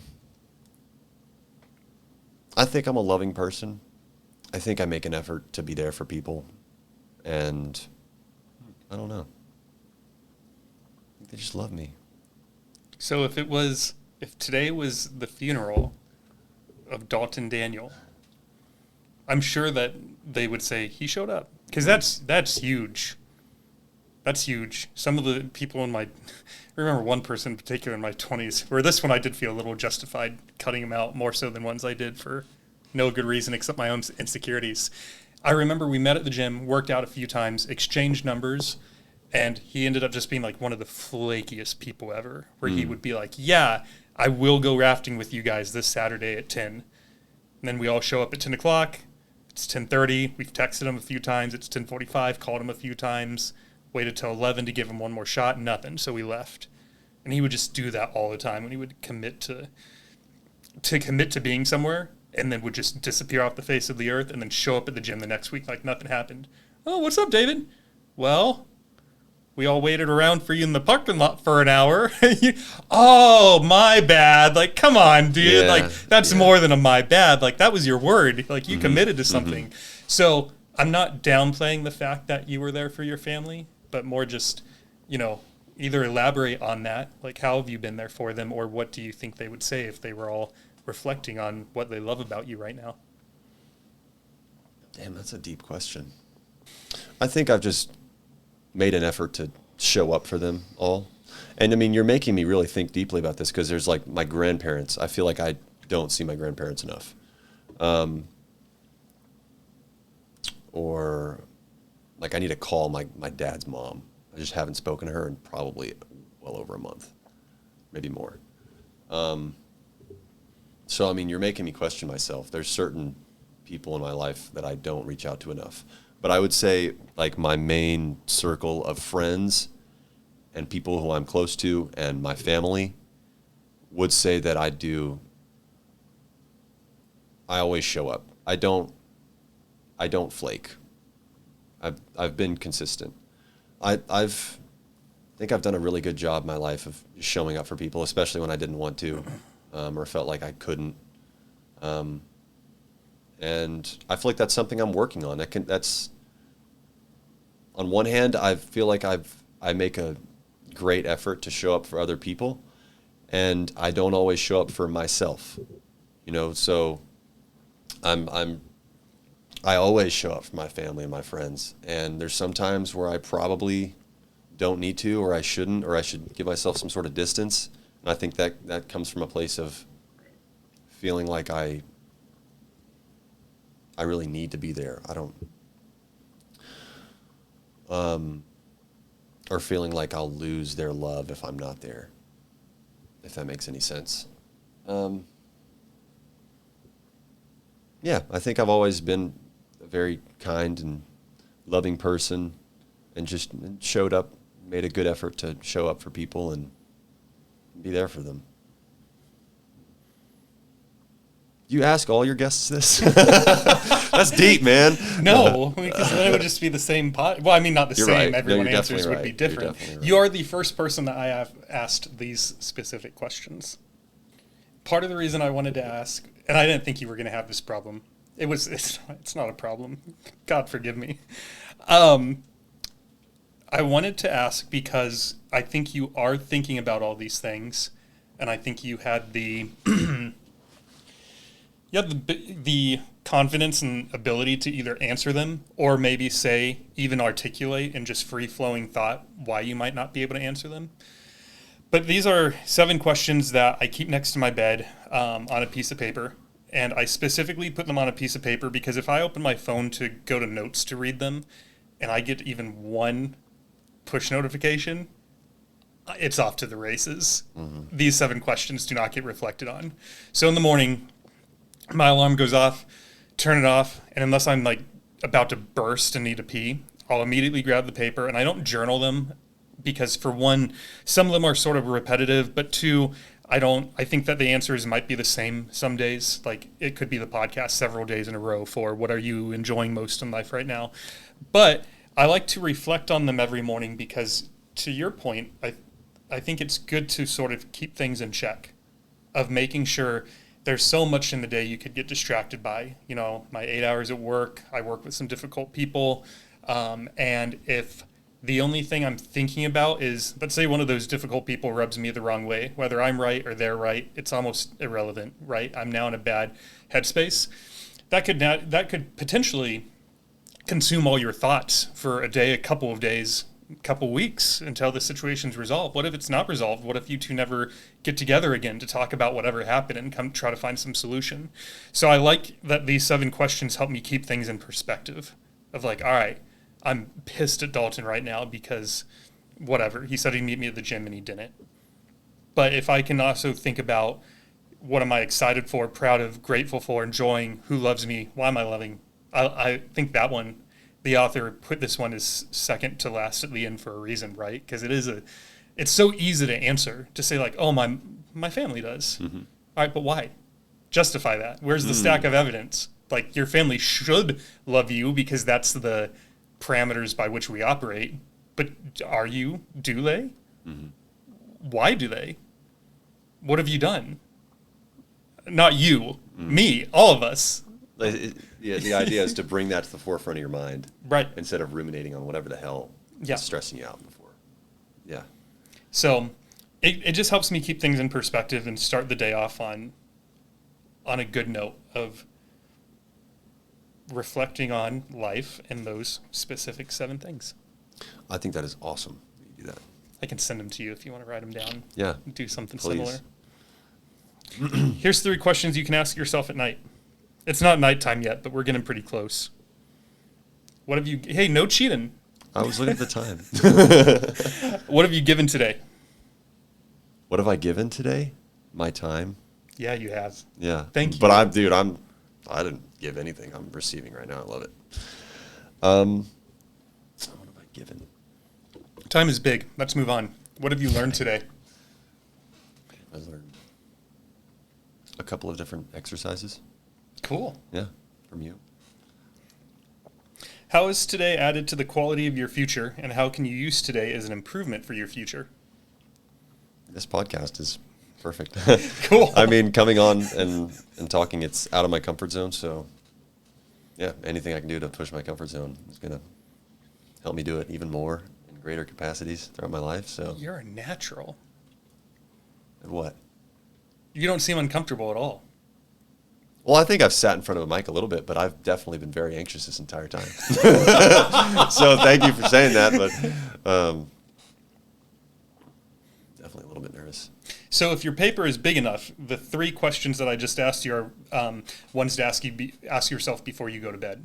Okay. If you want to journal them, great. If you want to save them to a video, audio message, whatever. Maybe you answer them in front of the mirror. Ooh, I've never even done that.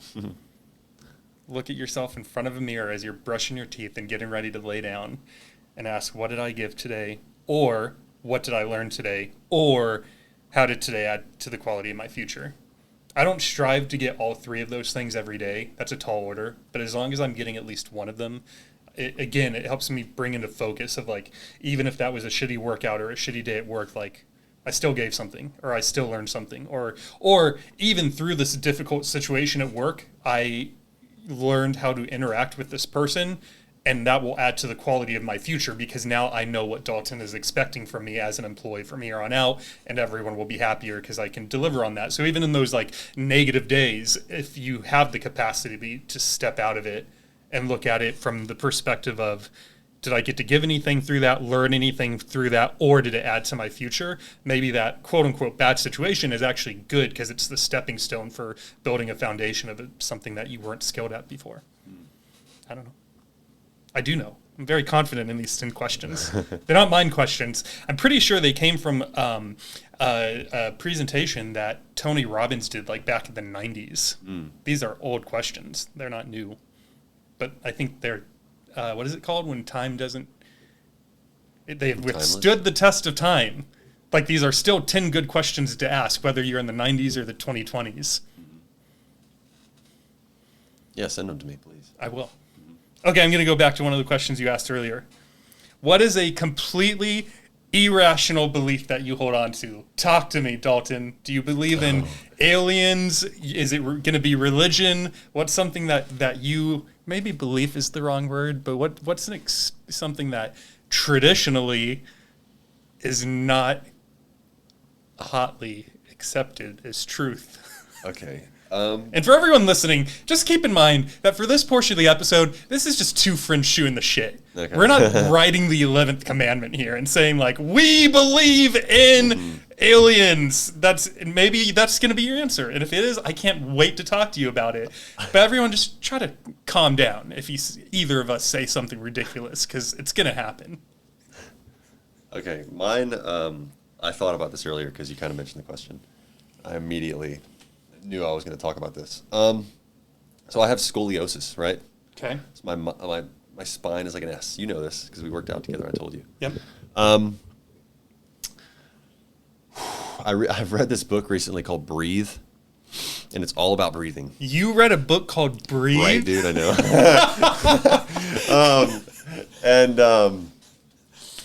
In the book, it talks about there was this lady back in like I want to say it was probably like the 20s or 30s. She had terrible scoliosis. So what she did was she sat in front of a mirror every day for like 3 or 4 years. This is just what I heard. I don't know if this is true. I barely looked into it. But she sat in front of a mirror for 3 or 4 days, and she curved her spine, and she breathed intensely into that like part of her back, those like muscles. And apparently she corrected the curvature of her spine a little bit. Enough to where she started a class, and she took in all these people, I think it was all women, all these women who had scoliosis, and she showed them these practices, and apparently she helped people fix their scoliosis. So, I don't know if I believe this, but I've been trying that. Like before I go to bed, I'll curve my spine, and I'll breathe, and I feel like it maybe it does something. I don't know if it does or not, but about a couple of months ago, I went to a chiropractor about my back, and he told me I have scoliosis. And he was like, yeah, by the time you're 50, you're going to have a 7-year-old's back. By the time you're 30, you're going to have a 50-year-old's back. And I was just like, and he said there's no way to correct it. And that just pissed me off. I was just like, fuck you. Mm-hmm. I can fix it, or there's something I can do to fix it.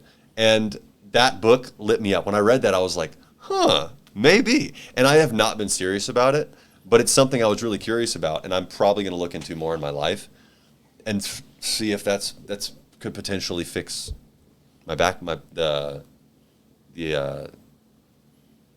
curvature a little bit, or if it could like slow the process of it getting worse.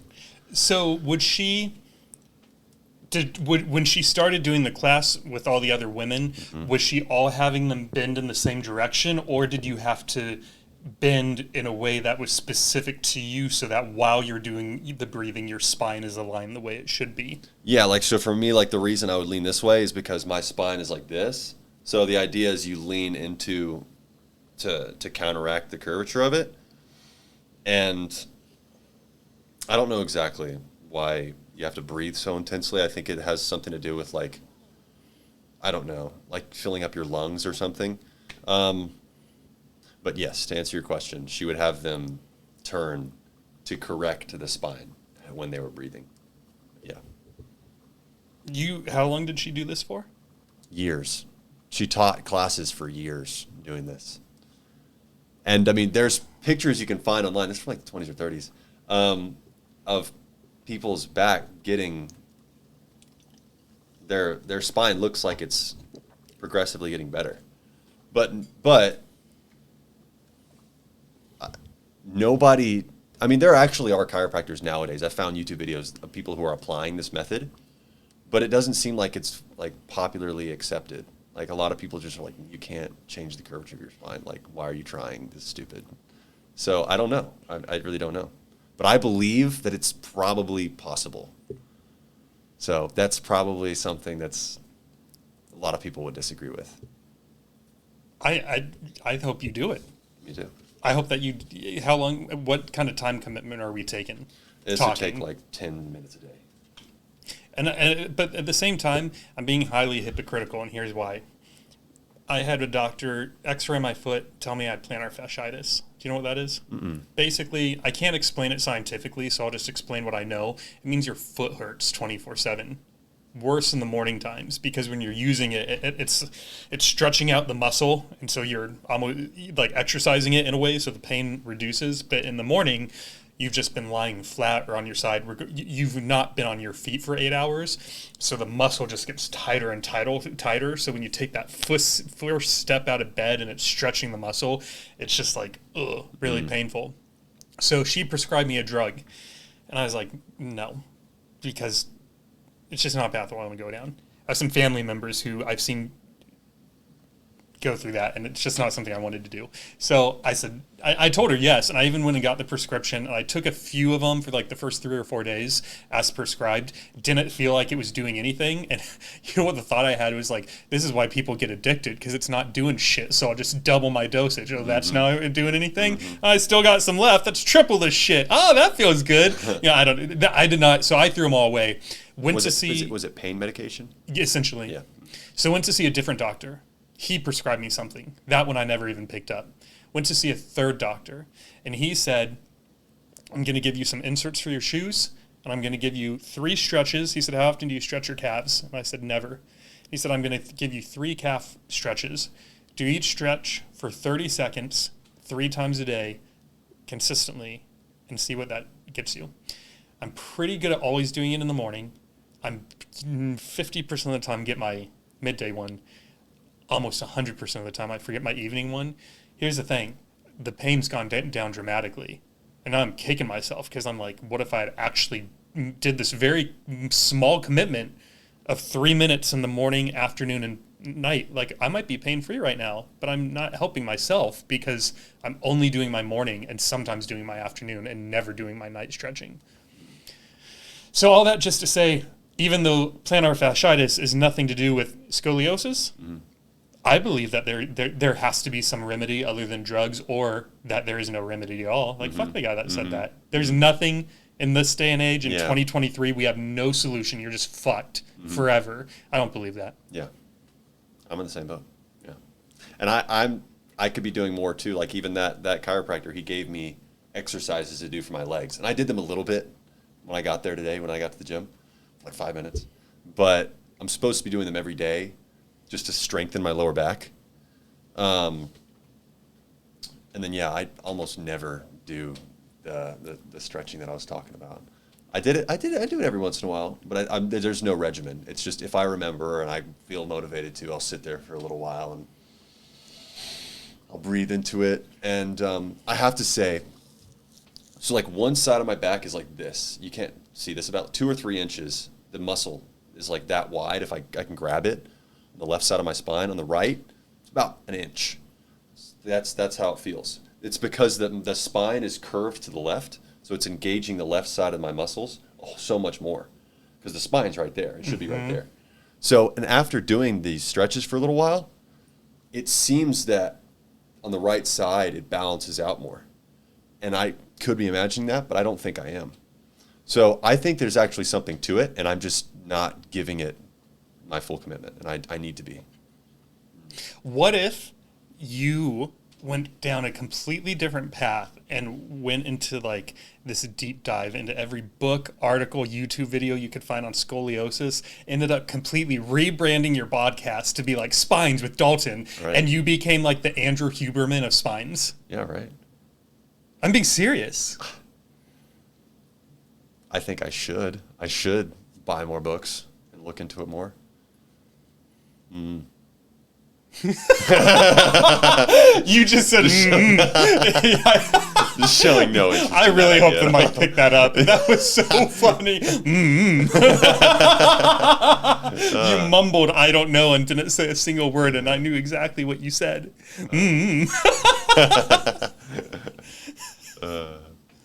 Will you take us through like a 3 to 5 minute breath exercise? Yeah. What? Sure.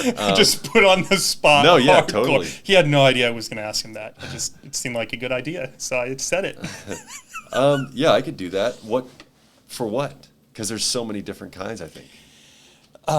For general healthiness.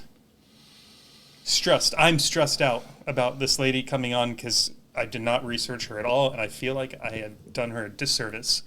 So help me get that juju out of my system. One you can do. Have you heard of the Wim Hof method? Only because I listen to you. Yeah. There's he typically combines it with like a cold shower or getting in really cold water. That's like his thing, Wim Hof. If you ever look into him, he's awesome. I did do 60 seconds of cold when you're probably here already. Really? I had to. Oh, really? I was like, I cannot go into this podcast and not do 60 seconds I love of that you cold do that. before Yeah. we do this. That's part of like the tool that I'm fixing to talk about, like the Wim Hof method. There have been times in my life where I felt stressed out, so I just wanted to splash some cold water on my face, and that helped me. But yeah, this method generally takes like 20 minutes, but you can do it like one round of it if you want. Okay. But what you do, I've never taught this before, so but you inhale through your nose, and then you just let your breath fall. You do an exhale, just let it fall.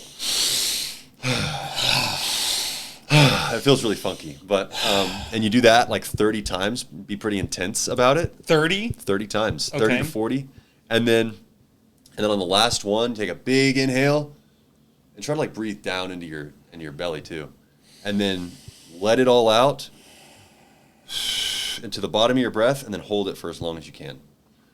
And then just take a gasp. You think you got it? So on 30, let's just stop at 30. Let's Okay. do 20. Okay. And you, listener, you're going to do it too. Mm-hmm. So right now, pull over if you're in the car. Yeah, or if you're in please, the office, pull maybe over. go to the break room, the mother's milking room. It's now the Wim Hof room. For Somewhere today's far from purposes. humans, because they will think you're... Not even crazy. because I want you to be far from humans, just because if this is like if you're driving and you do this, I don't want you to get like so in you're so relaxed you forget you're in the car, and before you know it, you're rear-ending someone. So if you can, pause the episode or just rewind to this point later if you want to listen to it right now. But we will do 20 breaths deep and fill up your belly too, right? Yep. So it's Down into okay your for your belly. belly to get bigger, and then you're just Down going to let it out. belly up into your chest. Down in your belly, up into your chest, everything's getting bigger, and then you're going to let it out. Down. And on number 20, what are we going to do differently? You're just going to exhale all the air out and then hold it for as long as you can. Exhale all the air out and hold it for as long as you can. Do you close your eyes when you do this? You can. But you don't necessarily have to? I'm going to look that way. Okay. I can't look at you while we do this. Yeah. And so we're going to do 20, hold it for as long as we can, and then we'll resume the podcast. Let's do it. All right, here we go. Yep. Was that 2? 3? Was that 3 you just did? Oh, you're going fast. You can go whatever you want. Okay, we're going to go fast. All right, let's start that over because I didn't know if those were like warm-up breaths or... All right, here we go.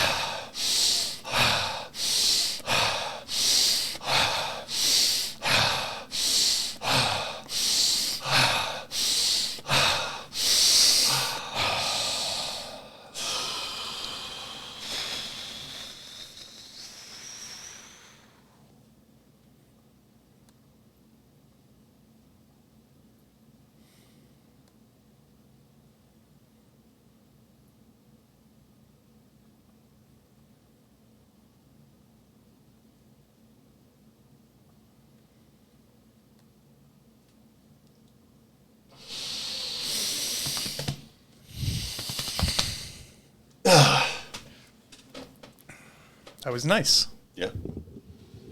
How do you feel? I feel more awake. How do you feel? I got like a head rush. Mm-hmm. So how many times do you do that? 30 to 60? You do that generally like 30 or 40 times. Wow. And then that's one round. You do typically like 3 rounds. No wonder people are crying and having epiphanies by the end of this. Yeah. It's 3 rounds of 40? 3 rounds of 30 to 40. And how much time lasts in between rounds? Just your breath hold. So you do 40 of those, and then on number 40, and then you're holding it, and then at whatever point you simply cannot not inhale, you're back into that's rep 1 of number 40 for round 2. You could give it a little bit, like 20 seconds to rest in between another. Wow. It's really cool. It's like the more you do it, like the more rounds you do, like your breath hold will get to be like a couple of minutes. Like you literally go a minute 30, 2 minutes, maybe 2 minutes and 30 seconds if you do it enough.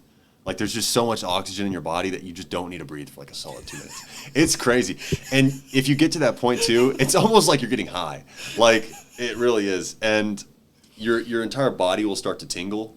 And the great thing about it is it just makes your entire mind go calm, very calm. And it's almost like unhealthy. Like if you do this for the sake of like finding that peace every day, if that's what you have to do to find that level of peace, you probably need to be addressing a lot of other things in your life, you know? But it is a great tool to like bring you, just drop you right into just feeling very, very at peace. The reason I was laughing, this is, I almost don't even want to say it. Maybe I'll cut it out. You can tell me afterwards. I was listening to your the episode this morning about breathwork, What's the breath work that starts with an S? Shamanic. Shamanic. So I listened to your shamanic episode this morning, and at the very end, you're like, this episode is 30 minutes, right? And at minute 29, you say something like, oh, by the way, if you have epilepsy, you probably shouldn't be doing this. And so the image that went through my mind was like all these epileptic people having seizures listening to your podcast, because the warning wasn't at the beginning, Dalton. It was at the end. I didn't realize that I did that. That's funny. I should probably change that. Isn't that terrible, though, that that's where my mind goes? It's just like seeing all these people. Like. That's funny. No, yeah, you're not supposed to do that if you have... I mean, I don't know. I'm sure there's a lot of different health conditions. I wouldn't be the person to ask about that. No. I don't really know too much about it. Do you want some water, or are you good? I'll have some water, sure. Out of this nice little urn. Yeah, thank you. Can I ask you a personal question? Since I haven't asked you any yet. There is one episode I feel where like you've asked me a couple personal questions. No. This is the first one. Okay, great. I think in one of your first 3 episodes, you were talking about how you did some breath work and ended up crying. Yeah. Why'd you cry? Like, what was there? Was it the breath work specifically? If you had not done the breath work, would you have had that emotional moment afterwards? Yeah, like I think what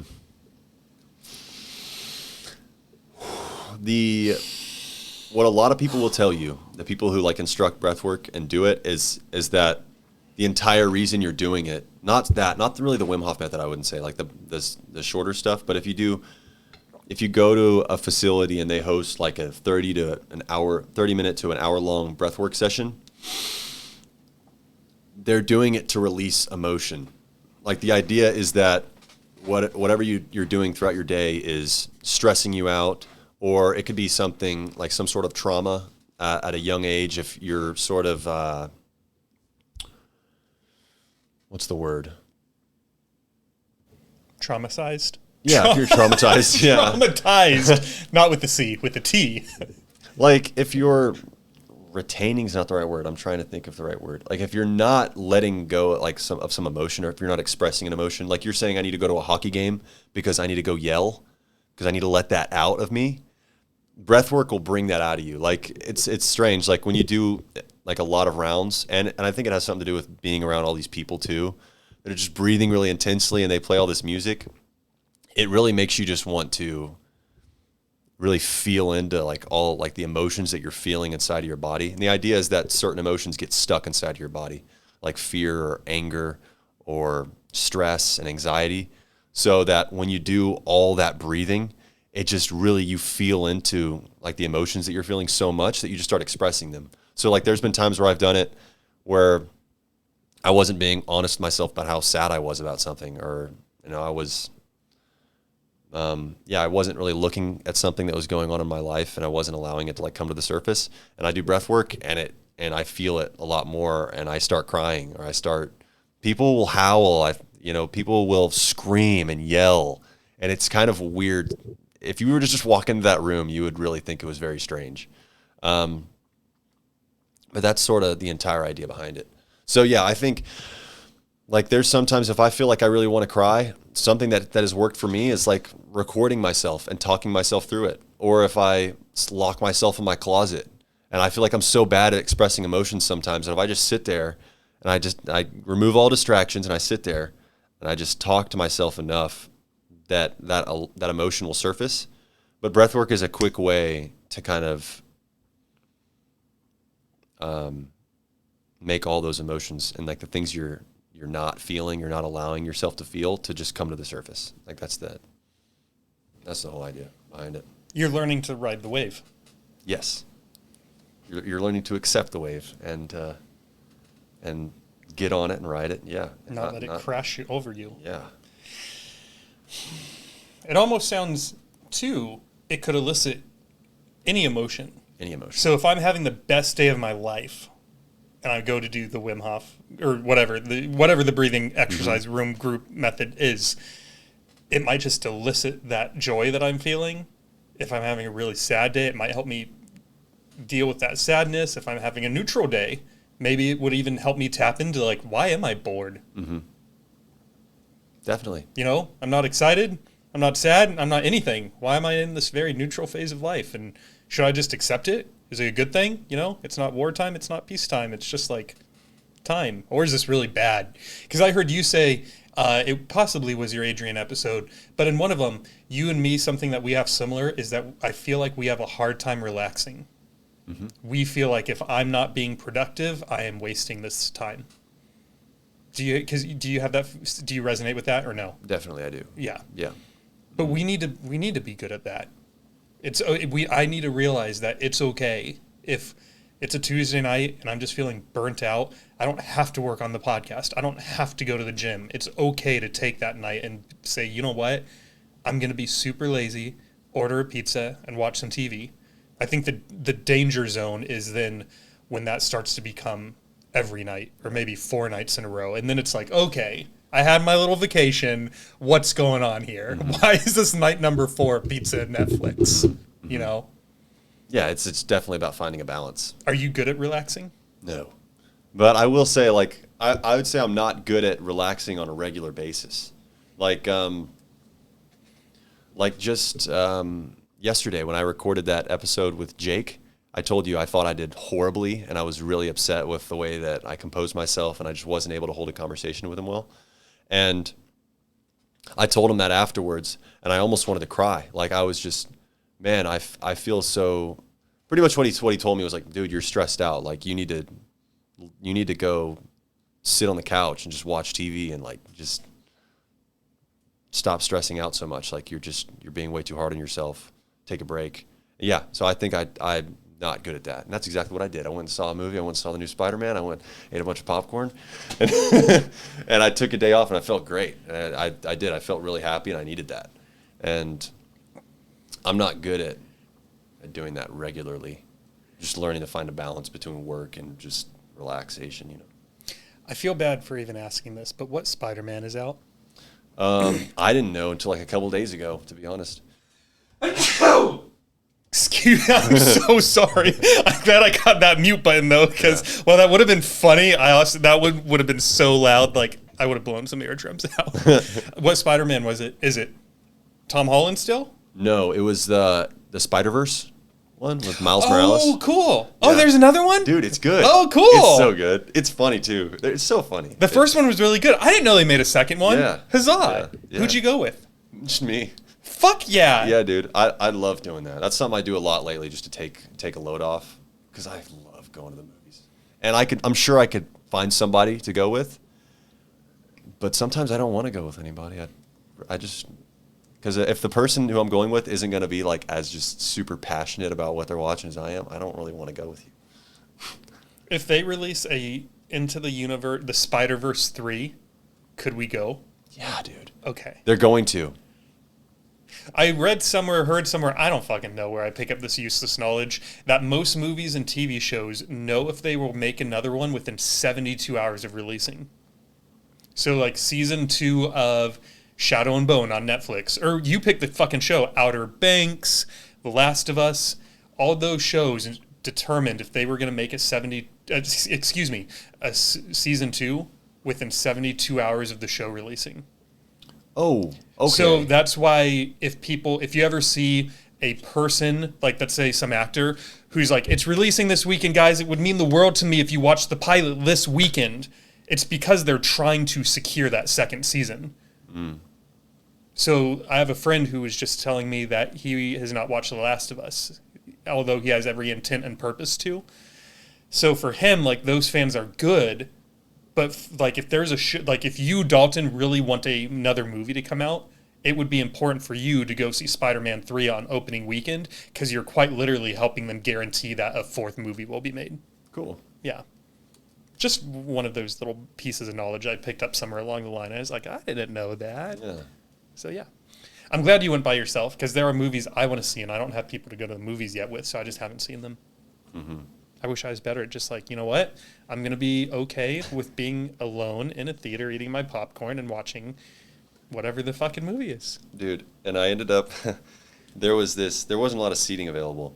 So, you know how, like the handicap seating, that level that there's not a lot of seats on? Uh-huh. There were these 2 seats that were right in a corner alone. and one of it was already taken, so I was like, I'm gonna go sit right next to that person, and they weren't there. They didn't even show up. But I thought that was gonna be really, really funny. But yeah. I laughed. I smiled. I can't say I laughed. I smiled at what was going through your head. Yeah. What do you want to talk about? I don't know, man. Do you know much about ADHD? Mm-mm. No? Do you know anyone who has ADHD? Probably. Do you have any opinions on, like, Adderall? No. No? Never taken it. Okay. I don't know. That's just something that kind of I thought about earlier. I don't know what made me think about it. Do you have ADHD? I think I might have a little bit of it. I don't know. And the thing is that the way that people define whether or not you have ADHD, I think they go about it in a really, really terrible way. I mean, it's really just, do you have trouble paying attention? Is your mind busy? Yes. And David, you have ADHD. That's what it seems to me. It seems to me that's what it's like. And I don't know, because I have kind of strong views on Adderall and how people are prescribed Adderall. That's why I was asking you if you had any opinions about it. Because I meet certain people who say they have ADHD and they religiously use Adderall, and I think that's, I don't know. I think that it's damaging. I've used it, and it helped me a lot. I feel like I was super focused. My anxiety and my stress seemed to go way down. If I'm ever over here and you can't hear me, just let me know and I'll move towards you. You're catching yourself real well. Okay. But Adderall seemed to help me a lot. I used it a little bit in college, and I just remember flying through papers. Like I had an essay to write or homework to do, and it's almost like I enjoyed it. Like I was so good at writing. I was so good at just showing up to class. I felt confident to raise my hand and speak to people, and I just felt more confident. And I hear people talk about Adderall and how like, oh man, if I didn't have my Adderall, I'm all over the place, I'm scatterbrained. And I'm like, yeah, but I feel like there's like other things you need to look for first. I don't know.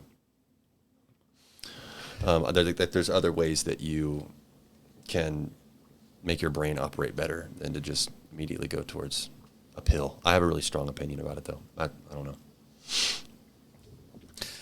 I know for me, to your point, if you just Google what is ADHD, it's people, well, technically I'll just read it. It's usually diagnosed in childhood and often lasts, I don't know why I can't talk right now. It is usually first diagnosed in childhood and often lasts into adulthood. Children with ADHD may have trouble paying attention, controlling impulsive behaviors, or be overly active. One funny, real quick. Did you ever see Sons of Anarchy? Mm-mm.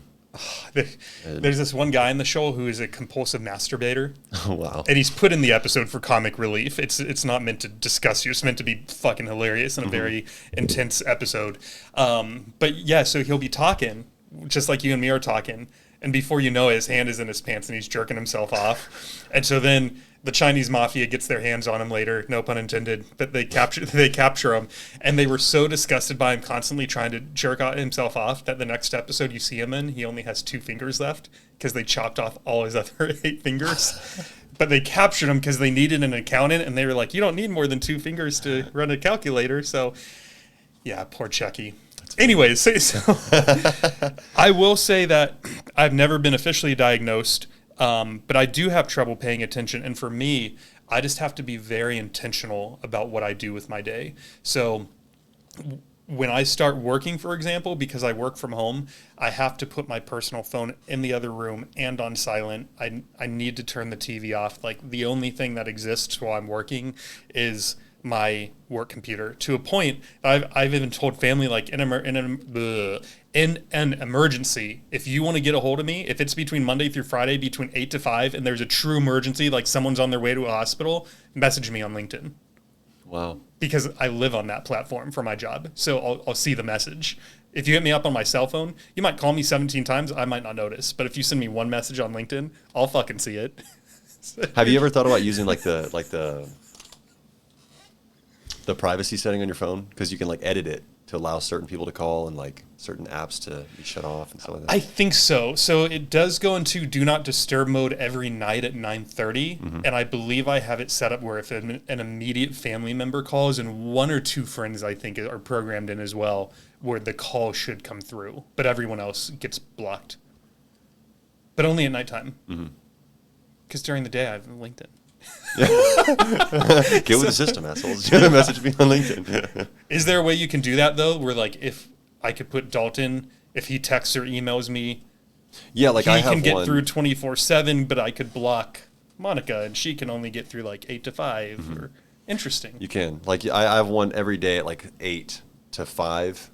It's like a work mode that only allows specific apps and people Okay. to contact me. I don't know. That would just eliminate you having to get rid of your phone, even though it's still distracting. There is something, you know what though? At the end of the day, on days where I'm actually good at it, and it gets to be 4:30 or whatever time it is, and I'm done with the workday, there's something very exciting, and even it makes me happy to see like, oh, who hit me up today?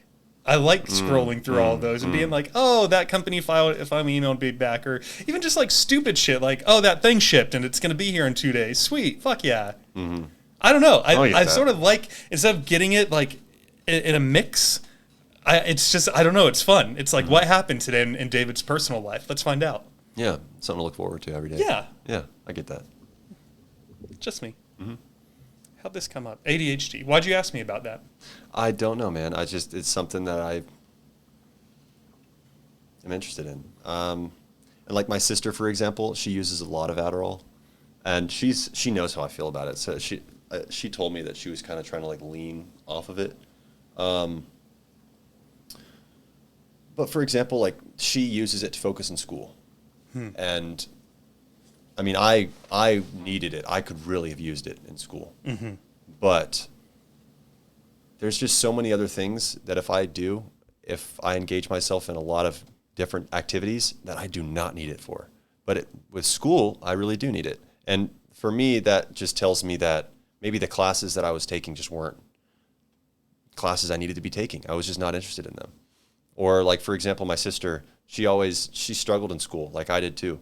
She just struggled to pay attention in class. She wasn't good at a lot of the subjects and things like that. And I think that's not because her brain is wrong. I think it's just because there's other things she should be doing in life other than studying math or English or something. So it kind of, I get frustrated about that topic because I feel like there's a lot of kids out there that are really good at certain things like sports or athletic stuff or I don't know, whatever it is. Like she was like a barrel racer. Like, you know what I'm talking about? That's a buckle bunny, Jimmy. Yes, she's a buckle bunny. She was badass, motherfucker. Like she'd ride 50 miles per hour on a horse, you know? But you stick her in a classroom and, she can't focus. And it's like, well, why the fuck is she in the classroom in the first place? And I'm not saying she shouldn't go to school, but she doesn't need to be taking a drug. Like there's nothing wrong with her brain. It's just what she's doing that she's not really engaging in, you know? I think that a lot of kids are getting drugged up nowadays, so they can focus on stuff that them as people should not be really. They don't need to focus on that kind of stuff. And this, you know what I love about you? I love this. When you listen to Don't Think, Breathe, you will hear, you can tell that Dalton closes out his thoughts with a And the first time I heard it, I even texted you, and you had no idea what I was talking about. I was like, I love the part where you yourself. And you were like, what are you talking about? And I sent you the exact, I was like, listen to this episode at this timestamp, and you'll hear it. Yeah, okay, I did. I love it. Yeah. It's a tick, and it's a good one. Don't ever lose it. Do it more.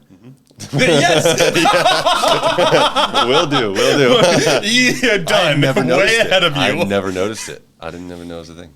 So here's the thing. We're just, again, for the audience, we're just two guys talking. We're not doctors. We're shooting the shit here. Yeah, exactly. Something that you just said that I thought was incredibly interesting is since we have been recording, have I seemed focused to you? Yeah. Have I seemed distracted? If you only knew me from the time that we have been recording, would you say I have ADHD? No. Me neither. I'm incredibly distracted during the day when I'm at work for my 8 to 5. At the gym, I can be distracted too. That, I think, is sort of normal, though. You catch someone who you find attractive, you catch someone doing a lift you haven't seen before, you catch someone doing a lift very poorly. There's a lot to get distracted by at a health club. But something that you just said that I've never thought of until right now is I feel like, and it almost goes into what I was saying earlier about how podcasting is the one time in my life I feel like I'm doing exactly what I'm supposed to be doing. Isn't it interesting that I also am laser focused without even trying? Like, I do put my phone away, but even that's still close in case we need to reference something, or I have another guest coming and I want to make sure she gets here without being, if she gets lost or something. But I think you just touched on something that more people should be conscious of. If you're struggling, maybe you were diagnosed with ADHD and you're like, I don't fucking have that. Maybe you're like me. You're like, I don't want to take these drugs. That would be an interesting exercise for any person to go to. Think about the last 30 days. And when was a time that I was focused, engaged, at peace, driven, and I was doing all of that without operating necessarily without a drug. And then and that's something very fascinating. I'm not drawing any conclusions. I just think that's interesting that I have the ability to hone in naturally without even really trying. But at work, it's a fucking struggle. It's a struggle. And that's not like super realistic for everybody to find that thing right now, that really, they really drop in. But I think it's good to have like a goal to. Even if you just think about life, was there a time where you were operating under some set of circumstances where you felt very at peace, whether it was on stage in theater as a kid, in sports as a teenager, even, here's an interesting one, even with someone you loved. If you're like, wow, when I was with, whether it was a love interest or a family member or a friend, that could simply tell you maybe alone time's really bad for you. If you're reflecting on your life, and you're like, yeah, I felt most at peace when I was at the gym with Dalton, with my coworker James, on the weekends with my mom. Like, maybe that's just simply a sign that you don't have ADHD. You just operate best when you're not alone. And so for you, being around people as much as humanly possible is really, really good. Yeah, and I think I've known some people that have severe ADHD. Like, I've met people who are on Adderall, and I can tell when, like, sometimes when people are on Adderall, because they're just, it's like they don't really take into consideration a lot of like people around them. Like, they're just in their zone. And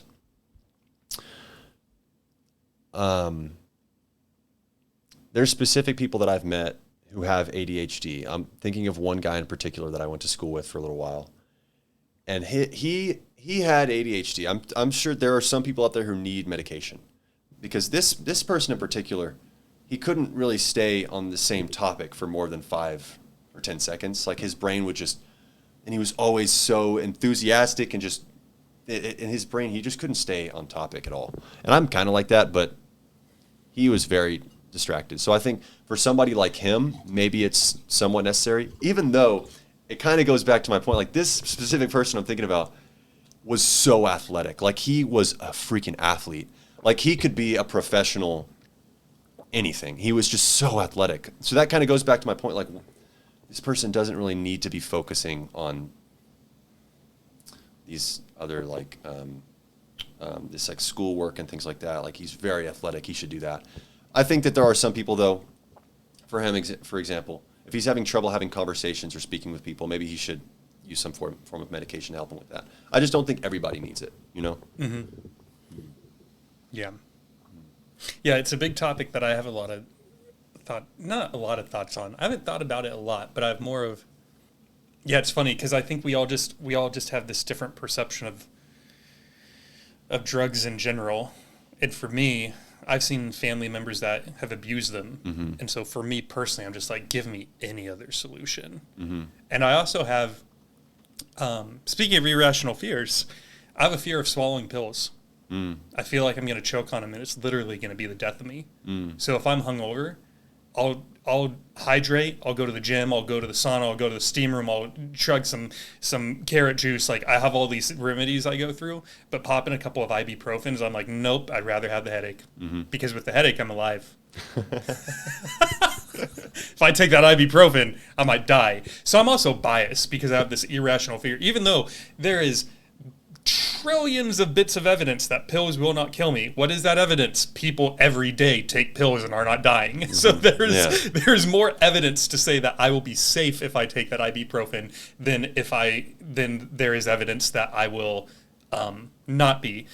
So like that would be my reason for not taking it, is like, no, I'm just going to find another solution. I'll put away the phone. I'll do whatever the thing is.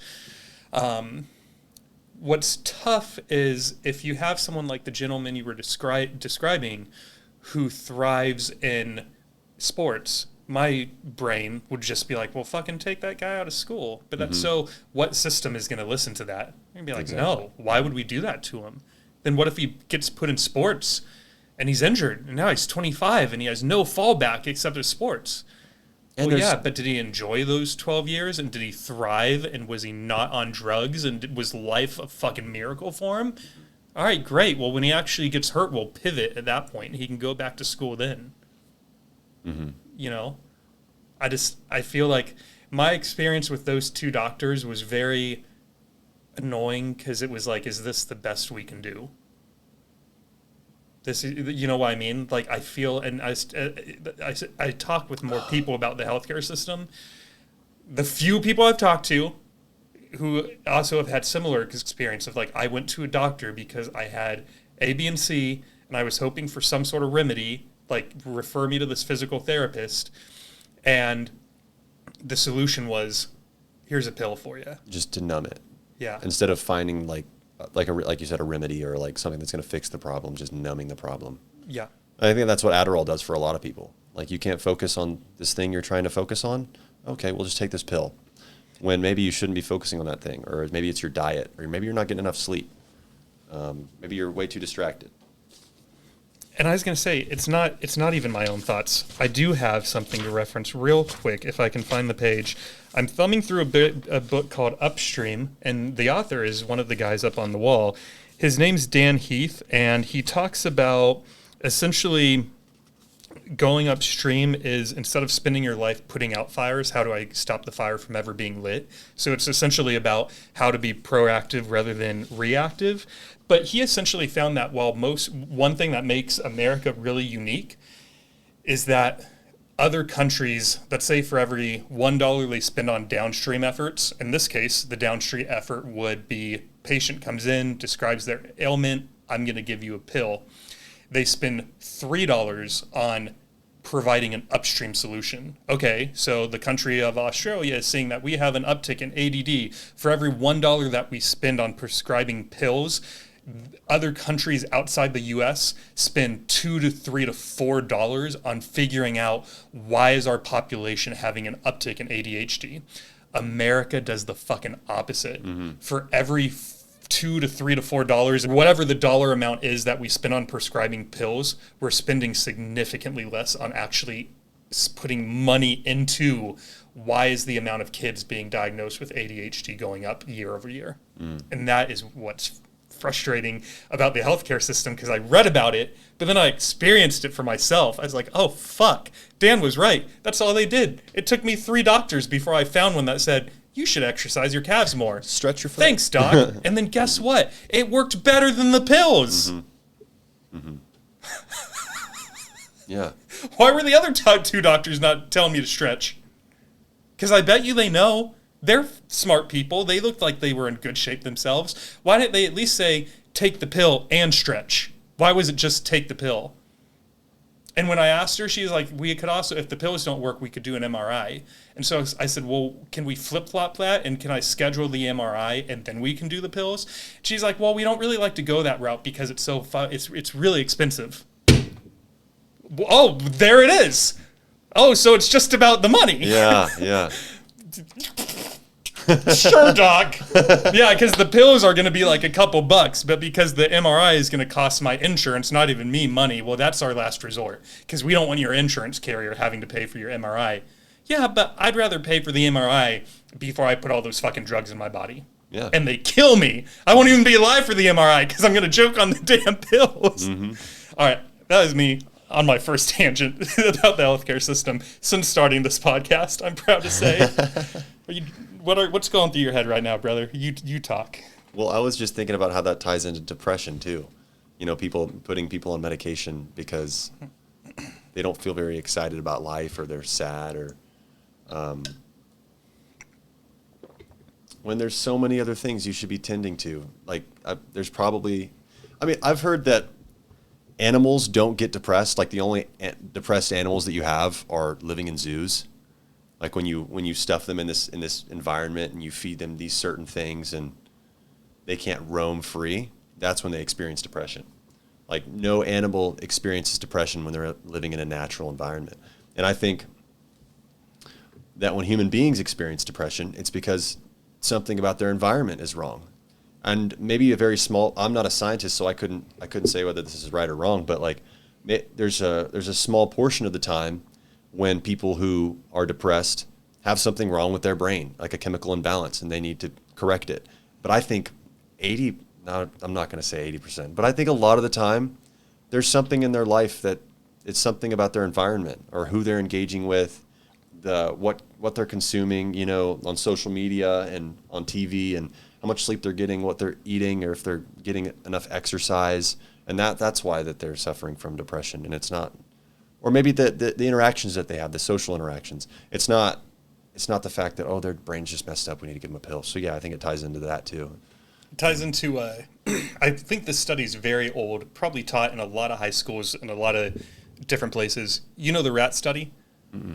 It's the one where they take a bunch of rats and they put them in, for lack of a better term, cages, and in the water they put some sort of drug in it, something addictive. I forget which drug, but they put an addictive drug in the water, but they then also set up a community of rats. So they get a big cage and they put different like tunnels that they can crawl under, tunnels that they can crawl over, and there's a community water with no drugs in it. And then it's just set up it's like a playground for rats, essentially.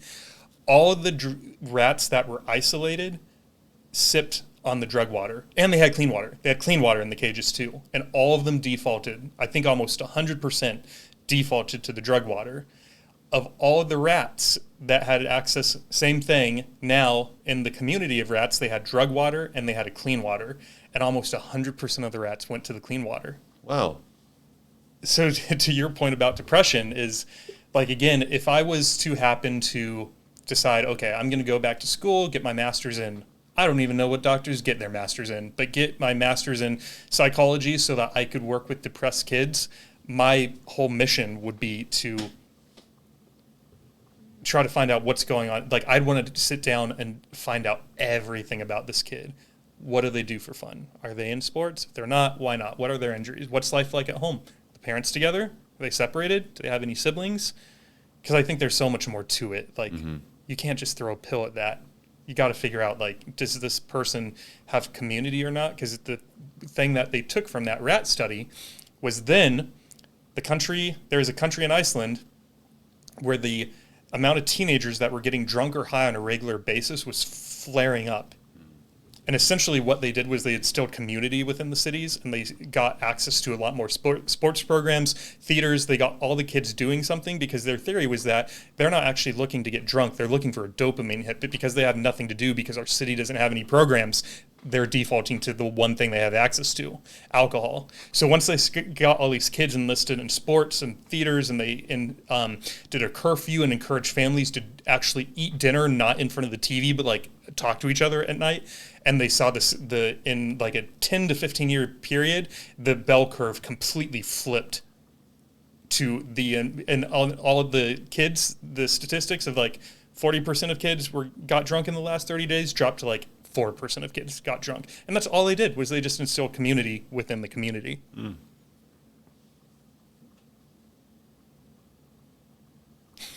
You didn't do your mm-hmm. Mm-hmm.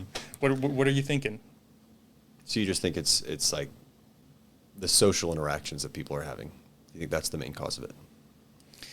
I wouldn't say the main cause, but if there is something who is listening to this episode and they were going through the exercise of, let's say you're like me, I have this pain in my foot and it's really affecting me. I have this depression and it's really affecting me. And my doctor is telling me that my solution is a pill. And if you are asking yourself, if you're questioning that, can you have a conversation with someone else about what else is going on in your life? Because at the end of the day, the healthcare institution is a for-profit business. Mm-hmm. So that's their motivation. But if I was to go to Dalton, because you'd be a great confidant for me, because you live out here in Austin, my family and friends are all back in California. I feel like I could tell you anything because you have no idea who my family and friends are. Mm-hmm. And so any advice you give me will hopefully just be pure advice to try to help David get whatever solution he's trying to find. And maybe I should talk to you and try to get an outside opinion who can just help me dive further into this depression that maybe the doctor doesn't have the time for. Because the doctor's job is to get in and out of that room as quickly as possible to get to the next patient. Whereas you and me can sit down for like 3 or 4 hours. And I did this in AA. And we can talk about like, what is it that you think is troubling you that's caused you to drink so much over the last 6 months during the pandemic? And we can fucking dissect that a little bit. And so all I'm saying is that if you are a parent who maybe doesn't want to give your kids these pills, or if you are the person who's taking the pills yourself and you're having a hesitancy for one reason or another, just like think about that. Go read books like Dan Heath's Upstream, and maybe find the chapter specifically on the drunk kids and read it, and maybe that will help get your wheels spinning about how do I evaluate my own life. Like, and sure, maybe I have clinically been diagnosed with ADD or ADHD, but if you're being hesitant about the pill, like stop for a minute, breathe, mm-hmm. and ask yourself what else is going on in life, and is this pill going to be the solution to the source of this depression, anxiety, grief, whatever it is? Yeah, man. Do you agree? Disagree? I do agree. If you disagree, that's fucking, no, let's I agree go. Completely. That's why we're here. Yeah, no, I agree. Mm-hmm. There it was. There it was. Mm-hmm. All right. I have one final question for you because we need to wrap this thing up. Whew. All right. Before I ask it, what do you want to ask my next guest who's driving here as we speak? Oh my gosh, that's so cool. Okay. You are going to get a 3-parter, and I really like this. And if you want to take a moment to reflect on it, go for it. Okay. I'm going to just give you all 3 at once. Or if you just want to fire off answers, like whoever first comes into your mind, you can do that too. If you could have dinner with one person in history, who would it be? If you could fist fight one person in history, who would it be? If you could change one event in history, what would it be? So let's start with dinner. If you got to have dinner with anybody. If I could have dinner with anybody, I think Jesus. I think that would be really cool. Jesus. Yeah. I love that answer. Yeah. I mean, I'm not a religious person, but I know he's a real man, and I would love to sit down and speak with him. Good choice. Yeah. I like it. If you could fist fight one person. And it doesn't have to be someone you hate. The person who posed this question, he's like, I would just want to do a round with Abe Lincoln to see what he's got. I love that. Jesus. Jesus. What a fist fight, Jesus. All right. For real? Is that your actual answer? No, actually it's not. Okay. Wim Hof.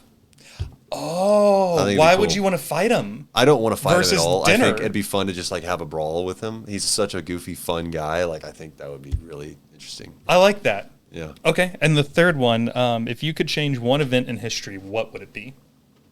Damn, dude. I don't know. There's obvious ones that I feel like morally I should say. Yeah, I'm not going to get like too deep here. I think I could say like the Holocaust, or like Hitler's being born or something. But I would just say there's this girl that I wish I would have asked out years ago, and I wish I would have asked her out, and I never did. We all have that one. Yeah. I'm not downplaying it. I'm just saying like I feel like that would be such a common one. Yeah. There was someone in the grocery store just 3 weeks ago that I wish I would have hit on, and I didn't. Yeah. Why didn't you? I got scared. Yeah. Hey, man, I'm not like That's of course. Here's the thing too: is he gave off very straight vibes, and for me, I like to look for a sign of like, give me anything, give me a little pride patch. Where's that? Like, don't even really do that myself, but. And then the reason I really regretted it is because I passed him by a different aisle, so I kept shopping, and then I looked down an aisle. I looked at the sign. I was like, this might be the aisle. I was looking for something so obscure as like breadcrumbs or something. So I looked down the aisle, and he's there, and I checked him out again, and then I just kept going, and then my mind was like, his fingernails were painted. I was like, oh fuck, he's so gay. And you did Perfect. So then I went down I went down the next aisle, and I was like, you know what? Go do it. Okay.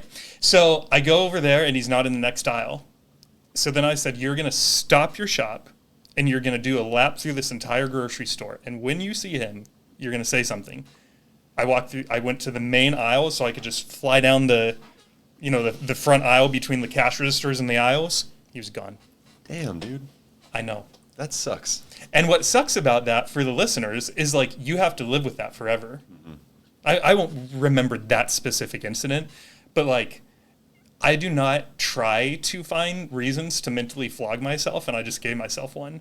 Whereas if I had just gone up to him, regardless of what he said, I'm into women, I already have a boyfriend, it doesn't even matter what the answer. So then, also in the last month, exact same thing. Different HEB, but there's an attractive guy, walked right up to him, and I said, hey man, do you happen to be single and into dudes? And he was like, and it clicked, and he's like, oh, no, I'm sorry, I have a girlfriend. And I was like, no problem, you're just super handsome, and I couldn't pass up on the opportunity. And he got the biggest smile on his face. He's like, thanks, man, I appreciate that. Gave each other some knuckles, told each other to have a good day, and we went on our way. So I have the one hand where I'm like, oh, that guy was definitely gay. I'd probably be married right now if I had hit on him. Versus the other hand, I had zero regrets. I gave someone a compliment. We both got a big smile out of it. It was a very pleasant interaction. Why is this one that only causes my life to have negative emotions, and I'm like embracing that, and this lifestyle of just making the comment and having no regret and a really positive interaction, and for some reason I'm still not hitting on people because I'm more afraid of rejection than I am of that potential positive experience. And it's like, Yeah. Damn it, David. Why'd you have to point that out? I'm gonna realize that all the time. That was the best part of this entire conversation. All right, respond to that, and then yeah, what are you thinking right now? I was just thinking it's crazy that we're wired that way as people. Like, that even though there really is very little that could go wrong in that situation when you approach that person, like, we still don't want to, out of like the fear of something really silly happening that's not even really going to affect us. I don't know. I've been trying to get over that with a lot of different ways. Approaching girls or going and dancing in a park and all stuff that has like no consequences whatsoever. But for some reason, my mind just makes it so scary. Mm-hmm. It's silly. Mm-hmm. Yeah. Did I say it that time? No, I did. Okay. All right. This has been Dalton Daniels. I hope you liked this episode. If you did, please do me a favor. It's a very simple favor. It'll take you under 10 seconds and none of your money. Whatever you listen to this episode on, please subscribe or leave a 5-star rating. So if you're on Spotify, 5-star rating. If you're on YouTube, subscribe.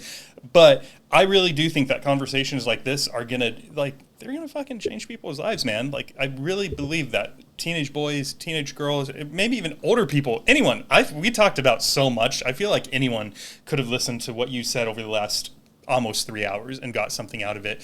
So if you listen to that episode and you feel the same way, please help boost us to the ears that need to hear this content. In the meantime, if you're looking for something else to listen to, look up Don't Think, Breathe on just Spotify. Any podcast. You're on all 16 now that Buzzsprout's doing? I am. Yeah. Yeah, dude. All right, so he's on gotta do that. 16 different audio platforms. Are you on YouTube with like a still? No, and can you? not. So you're not on YouTube. So you're just on audio platforms for now.